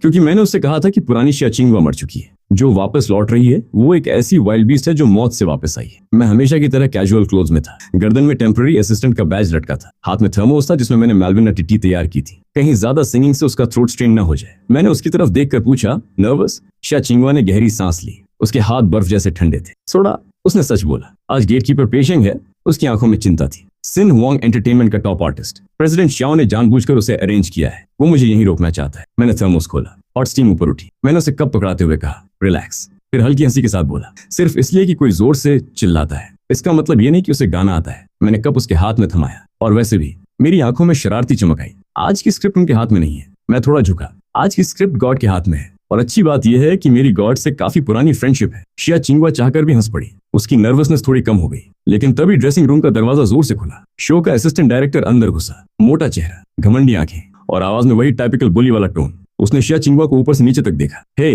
स्ट्रे कैट, उसने रूखे अंदाज में कहा, तुम्हारी बारी है, जल्दी करो। फिर वो व्यंग्य से मुस्कुराया। याद रखना, आज लाइव ब्रॉडकास्ट है। अगर कुछ गड़बड़ हुई ना तो तुम्हें बेच कर भी डैमेजेस रिकवर नहीं होंगे। जाते जाते उसकी नजर शिया चिंगवा की वेस्ट पर लगी। इन ईयर मॉनिटर रिसीवर पर गई। उसके होठों पर एक अजीब स्मिर्क उभरा। उसी पल मेरी आंखों में ठंडी चमक कौन थी। मुझे सब समझ आ गया। रिसीवर के साथ छेड़छाड़ की गई थी सिर्फ 10 मिनट पहले। प्रेसिडेंट शाओ सचमुच उसे बर्बाद करने पर तुला हुआ था। तभी पूरे स्टेज की लाइट्स अचानक बुझ गईं। अंधेरा छा गया। सिर्फ एक अकेली व्हाइट स्पॉटलाइट सेंटर स्टेज पर गिर रही थी। करोड़ों लोग अपनी स्क्रीन के सामने बैठ गए। 5000 ऑडियंस ने सांस रोक ली। और उसी स्पॉटलाइट के बीच सिल्वर मास्क पहने शिया चिंगवा ने धीरे धीरे स्टेज पर कदम रखा। मैं स्टेज के पीछे अंधेरे में बैठा था और मेरी नजर सिर्फ शिया चिंगवा पर टिकी हुई थी। बिना किसी भारी स्टाइलिंग के भी वो ऐसी लग रही थी जैसे किसी पहाड़ी चट्टान पर खिली हुई सफेद कली। म्यूजिक शुरू हुआ। एक ऐसा गाना जो इस दुनिया में पहले कभी मौजूद ही नहीं था, अपवर्ड्स टू द मून। मैंने ये सॉन्ग इसलिए चुना था क्योंकि मैं उसकी सबसे खतरनाक वोकल टेक्निक्स और आसमान छू लेने वाले हाई नोट्स से सबकी बोलती बंद करना चाहता था। इस दुनिया में हाई नोट्स को अक्सर सिंगर की असली ताकत माना जाता था और ये सॉन्ग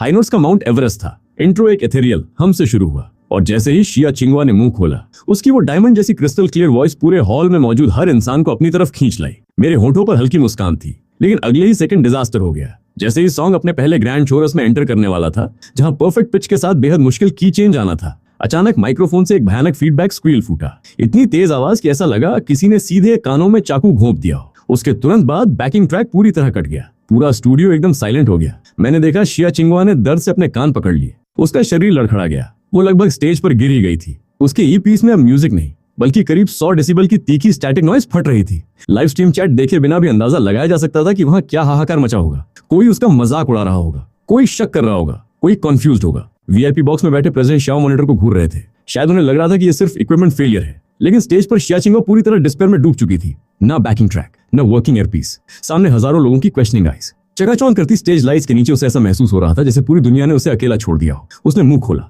लेकिन आवाज बाहर नहीं निकली। मुझे पता था अभी उसके दिमाग में क्या चल रहा होगा। क्या सब खत्म हो गया? जो उम्मीद अभी अभी वापस मिली थी, क्या वो फिर बुझ जाएगी? नहीं, ऐसा नहीं होने वाला था, क्योंकि मैं यहाँ था और जब तक मैं यहाँ था मैं उसे दोबारा गिरने नहीं देता। उसी पल मैं अपनी सीट से उठा और स्टेज की तरफ बढ़ गया। अंधेरे से निकलकर उस जगह पहुंचा जहां लाइट कभी नहीं पहुंची थी। वहां एक ब्लैक ग्रैंड पियानो रखा था, वही पियानो जिसे मैंने पहले से अरेंज करवा रखा था। मैं उसके सामने बैठ गया, मेरी उंगलियां हल्के से कीज को छू गईं। टिंग! एक साफ, शक्तिशाली और क्रिस्टल क्लियर पियानो नोट पूरे हॉल में गूंज उठा। उस एक नोट में अजीब सी शांति थी। ऐसा लगा जैसे किसी ने कैओस के बीच अचानक सबको काम कर दिया हो। वो आवाज सीधे ऑडियंस की फुसफुसाहट और शोर को चीरती हुई निकल गई। पूरा हॉल स्टन रह गया। तभी पीछे से एक बैकलाइट जली, पियानो रोशन हो गया और उसके साथ मैं भी। मैंने पिच ब्लैक हाफ मास्क पहना हुआ था, सिर्फ मेरी शार्प जॉलिन और नाइट स्काई जैसी गहरी आंखें दिखाई दे रही थीं। व्हाइट शर्ट की स्लीव्स कोहनी तक फोल्ड थीं और फोरआर्म्स खुले हुए थे। मेरी उंगलियां पियानो पर नाचने लगीं। एक के बाद एक नोट्स बहते पानी की तरह निकलने लगे। मेलोडी विशाल थी, ग्रैंड थी, ओरिजिनल ट्रैक से भी ज्यादा प्योर, ज्यादा सोल स्टिरिंग। मैंने हल्का सा सिर उठाया और स्टेज के बीच खड़ी शिया चिंगवा की तरफ देखा। वो अकेली थी, असहाय थी। मैंने एक शब्द भी नहीं कहा, लेकिन मेरी आंखों ने साफ संदेश भेज दिया, गाओ, मैं यहाँ हूँ। शिया चिंगवा मुझे देखती रही। उसकी आंखों से आंसू बह रहे थे, लेकिन उसी पल उसकी ईयरपीस की स्टैटिक जैसे गायब हो गई। ऑडियंस के डाउट्स गायब हो गए। उसके लिए पूरी दुनिया में अब सिर्फ पियानो था और मेरी उंगलियों से निकलती ताकत। उसने गहरी सांस ली, आंखें बंद की और एक बार फिर माइक्रोफोन उठा लिया। इस बार उसकी आवाज नहीं कांपी, बल्कि पहले से कहीं ज्यादा ताकत के साथ फूट पड़ी। मेरा पियानो और उसकी वॉइस ऐसे एक दूसरे में घुल गए जैसे हजारों बार साथ परफॉर्म कर चुके हों। जब वो हाई नोट्स पर पहुंचती, पियानो 10,000 दौड़ते घोड़ों की तरह गरजता। जब वो लो नोट्स में उतरती, पियानो हल्की बारिश की तरह नरम हो जाता। हमने कभी रिहर्सल नहीं की थी, फिर भी हमारी सिनर्जी इतनी परफेक्ट थी जैसे हमारी सोल्स एक ही रिदम में धड़कती हूँ। सॉन्ग अपने फाइनल क्लाइमैक्स में पहुंच गया। ये कलोराचुरा सोप्रानो के लिए अल्टीमेट टेस्ट था। शिया चिंगवा ने सिर पीछे झटका और लगातार 3 हाई नोट्स छोड़े। हर नोट पिछले से ऊंचा, हर नोट पिछले से ज्यादा चमकदार। ऐसा लग रहा था जैसे फीनिक्स राग से दोबारा जन्म ले रहा हो। पूरा हॉल कांप उठा। मेरा लेफ्ट हैंड हल्का सा फ्लिक हुआ, राइट हैंड कीज पर बिजली की तरह गिर रहा था। पियानो फॉरगेटफुलनेस रिवर के किनारे उठते कोहरे की तरह फैलता गया। मेरी उंगलियां कीबोर्ड पर ब्लर बन चुकी थी। मेलोडी तूफान बन चुकी थी और वो तूफान उसकी वॉइस को उठाकर बादलों से भी ऊपर ले जा रहा था। फिर बूम, आखिरी हाई नोट खत्म हुआ। पियानो अचानक रुक गया। शिया चिंगवा स्पॉटलाइट के नीचे खड़ी थी। उसकी चेस्ट तेजी से गिर रही थी, पसीना उसके गालों से बह रहा था। लेकिन उस वक्त वो किसी सिंगर जैसी नहीं लग रही थी। वो ऐसी लग रही थी जैसे कोई वॉर गॉडेस जीतकर बैटलफील्ड से लौटी हो। पूरे ऑडिटोरियम में 5 सेकंड तक डेड साइलेंस रहा। फिर अचानक पूरा हॉल फट पड़ा। Thunderous applause, screams, cheers. ऐसा लगा जैसे छत उड़ जाएगी। ओह माय गॉड, क्या ये सच में इंसानी आवाज थी? वो पियानो वाला कौन था? इतना हैंडसम कैसे हो सकता है कोई? उस अकम्पैनिमेंट ने पूरा शो बचा लिया। ये डिजास्टर नहीं था, ये तो मास्टरपीस था। मम्मी पूछ रही है मैं लाइव स्ट्रीम देखते हुए घुटनों पर क्यों बैठा हूँ। तीनों वेटरन जजेस अपनी सीट से उछलकर खड़े हो गए। एक्साइटमेंट में उनकी आवाज तक कांप रही थी। ये इस साल की बेस्ट परफॉर्मेंस है, एक जज चिल्लाया। दूसरा तुरंत बोला, साल की नहीं, पूरे दशक की सबसे mind blowing live performance. Backing track नहीं था, इक्विपमेंट फेलियर था, फिर भी इन्होंने प्योर टैलेंट के दम पर डिजास्टर को म्यूजिकल मिरेकल में बदल दिया। शिया चिंगवा ने अपना ईयरपीस उतारा और पियानो के पास खड़े मेरी तरफ देखा। मैं धीरे धीरे खड़ा हुआ। मैंने बो नहीं किया, बस शैडो में खड़े होकर धीरे से ताली बजाई, जैसे उसे उसकी जीत की बधाई दे रहा हूँ। एक सच्चे आर्टिस्ट की तरह मैंने वो चमकता हुआ मोमेंट पूरी तरह से सौंप दिया। मुझे स्पॉटलाइट नहीं चाहिए थी, मैं बस पर्दे के पीछे खड़ा वो इंसान बनना चाहता था जो उसे ऊपर उठाए। बैक स्टेज में प्रेसिडेंट शाओ का चेहरा आसानी से इमेजिन किया जा सकता था। उसके हाथ का वाइन ग्लास शायद कब का चकनाचूर हो चुका होगा। ये पियानो प्लेयर आखिर आया कहाँ से? उसकी दहाड़ें शायद पूरे लाउंज में गूंज रही थी। पता लगाओ, अभी पता लगाओ, वो मास्क वाला आदमी आखिर है कौन? शो खत्म होने के बाद शिया चिंगवा सेलिब्रेशन पार्टी में नहीं गई। मीडिया और भीड़ के बीच से निकलकर वो सीधे उस नैनी वैन में बैठ गई जिसे मैंने पहले से अरेंज किया था। वैन की विंडोज पर 1 वे फिल्म लगी हुई थी जो बाहर की कैमरा फ्लैशेस और पूरे केओस को रोक रही थी। वैन के अंदर अजीब सी शांति थी। मैं पैसेंजर सीट पर बैठा था, मास्क पहले ही उतार चुका था। हाथ में वही पुराना नोकिया फोन था और मैं आराम से स्नेक खेल रहा था।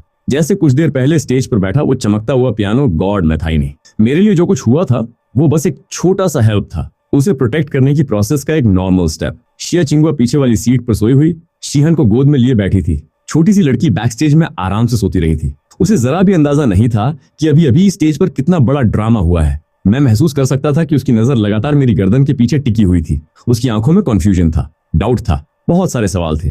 वो God level piano skill, live broadcast disaster के दौरान मेरा काम रहना और हर चीज को कंट्रोल में रखने वाला वो ऑरा, ये सब किसी नॉर्मल लैंडलॉर्ड में नहीं हो सकता था। आखिरकार उसने साइलेंस तोड़ी। क्या तुमने पहले म्यूजिक सीखा था? उसने धीरे से पूछा। थोड़ा बहुत। मैंने सिर तक नहीं घुमाया। मेरा एक्सप्रेशन पूरी तरह कैजुअल था। एक बार वियन्ना गया था कबूतरों को खाना खिलाने। वहीं कुछ बूढ़े लोगों से 2-4 दिन सीख लिया था। मैं ज्यादा एक्सप्लेन नहीं करना चाहता था। पास्ट में ऐसी बहुत सी बातें थी जो उसे जानने की जरूरत नहीं थी। मैं बस उसकी शांति को सबसे सिंपल तरीके से प्रोटेक्ट करना चाहता था। शिया चिंगवा पूरी तरह स्पीचलेस रह गई। वियन्ना, कुछ बूढ़े लोग, 2-4 दिन। उसे शायद पता था कि मैं उसे टाल रहा हूँ। कार धीरे धीरे वुटोंग एली में एंटर कर गई। लेकिन आज की रात पूरे एंटरटेनमेंट इंडस्ट्री के लिए स्लीपलेस नाइट बनने वाली थी। Left hand pointing to the moon की लाइव परफॉर्मेंस वीडियो सिर्फ 1 घंटे में सारे व्यूअरशिप रिकॉर्ड्स तोड़ चुकी थी। पूरे इंटरनेट पर टॉप 10 ट्रेंडिंग सर्चेस उसी ने कैप्चर कर लिए थे। लाखों लोग उस मिस्टीरियस पियानिस्ट की आइडेंटिटी गेस कर रहे थे। लेकिन मेरे लिए ये बस डेली टास्क कंप्लीट करने जैसा था। मुझे फेम से मतलब नहीं था, मनी से भी नहीं। मैंने ये सब सिर्फ उसकी रक्षा के लिए किया था। घर पहुंचने के बाद मैंने शियान को गोद में उठाया और ऊपर उसके कमरे में ले गया। उसे प्यार से सुलाया। ब्लैंकेट ठीक की, फिर बाथरूम में चला गया। जब मैं बाथरूम में पहनकर बाहर निकला तो मेरे बाल अब भी भीगे हुए थे। पानी की बूंदें धीरे धीरे गिर रही थी, लेकिन स्टेयर्स के ऊपर पहुंचते ही मेरे कदम रुक गए। लिविंग रूम में शिया चिंगवा बैठी थी। उसके हाथ में कुछ डॉक्यूमेंट्स थे। उसका चेहरा शॉक से सफेद पड़ चुका था, आंखों में पूरा डिसबिलीफ भरा हुआ था। और वो डॉक्यूमेंट्स वही थे जो मैंने आज रात पहनी ब्लैक शर्ट की इनर पॉकेट में छोड़ दिए थे।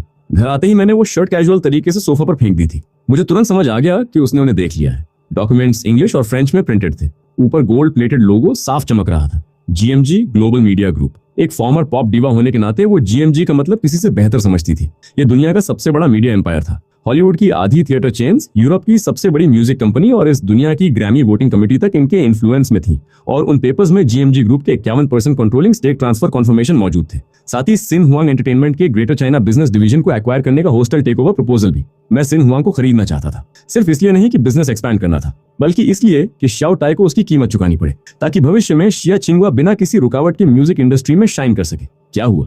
मेरी आवाज अचानक उसके पीछे से गूंजी। मेरे बिजनेस एम्पायर में इंटरेस्ट आने लगा। मेरी आवाज में सीक्रेट एक्सपोज होने की कोई घबराहट नहीं थी, बस हल्की सी बेबसी भरी मुस्कान थी। शिया चिंगवा चौंक गई। डॉक्यूमेंट्स उसके हाथ से फिसलकर फ्लोर पर गिर गए। उसने तेजी से पीछे मुड़कर देखा। मैं बाथरूम में स्टेयर्स के ऊपर खड़ा था। भीगे बाल, खुला कॉलर और नहाने के बाद की ताजगी अब भी मौजूद थी। उसका चेहरा तुरंत लाल हो गया। मैं जानबूझकर नहीं देख रही थी। वो हकलाने लगी। ये सब सच है? तुम जीएमजी के बॉस हो? मैं धीरे धीरे नीचे उतरा, झुककर डॉक्यूमेंट्स उठाए, उन पर लगी धूल झाड़ी और कॉफी टेबल पर रख दिए। कह सकते हो, मैंने बिल्कुल कैजुअल अंदाज में कहा। फिर वाटर ग्लास भरकर विंडो के पास चला गया। बाहर पुराने पैरासोल ट्री को देखते हुए मैंने हल्की सांस छोड़ी। फॉर्मर चेयरमैन मुझ पर एक फेवर वो करता था। उसने जबरदस्ती ये शेयर्स मेरे हाथ में थमा दिए। मैंने कंधे उचकाए। असल में मैं हजारों लोगों को मैनेज नहीं करना चाहता था, बहुत झंझट है। लेकिन हाल में महसूस हुआ कि थोड़ी पावर होना काफी यूजफुल है। मैंने उसकी तरफ देखा। कम से कम तुम्हें सेफ रखने में तो काम आती है। शिया चिंगवा मुझे देखती रह गई। उसकी आंखों में शौक भरा हुआ था। उसे ऐसा लग रहा था जैसे वो कोई साइंस फिक्शन स्टोरी सुन रही हो। तो फिर तुम यहाँ क्यों रहते हो? लैंडलॉर्ड होने का नाटक क्यों करते हो? उसने अपने दिल में लंबे समय से जल रहे एक और सवाल को आखिर पूछ ही लिया। शियाओ चाई ने पानी का एक घूंट लिया, फिर मुड़कर विंडो सिल के सहारे टिक गया। उसकी नजरें अचानक कुछ गहरी हो गईं, क्योंकि ऊंचाई पर बहुत अकेलापन होता है। वो धीरे धीरे उसकी तरफ बढ़ा, एक एक कदम, जब तक कि शिया चिंगवा सोफा के कोने तक पीछे नहीं हट गई। उसने दोनों हाथ सोफा की बैकरेस्ट पर टिकाए और उसे अपने बीच में घेर लिया। उसके शरीर से आती मजबूत मैस्कुलिन सेंट ने तुरंत चिंगवा को घेर लिया। जब तुम्हारे पास सब कुछ होता है,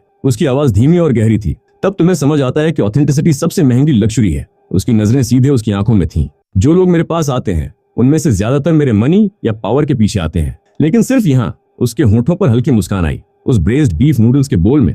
और शिहान को मुझे डैड कहते सुनकर मुझे सच में महसूस होता है कि मैं भी एक flash and blood human being हूँ। वो उसकी आंखों में गहराई से देखता रहा। उसकी आवाज में एक अजीब मैग्नेटिक अट्रैक्शन था। अब जबकि तुम मेरा सीक्रेट जान चुकी हो, बिजनेस रूल्स के हिसाब से जो लोग बहुत ज्यादा जान लेते हैं उनका आमतौर पर सिर्फ दो तरह का एंड होता है। शिया चिंगवा का दिल जोर जोर से धड़कने लगा। उसने नर्वसली उसकी तरफ देखा। उसकी आवाज हल्की कांप रही थी। कौन से एंड? साइलेंस्ड।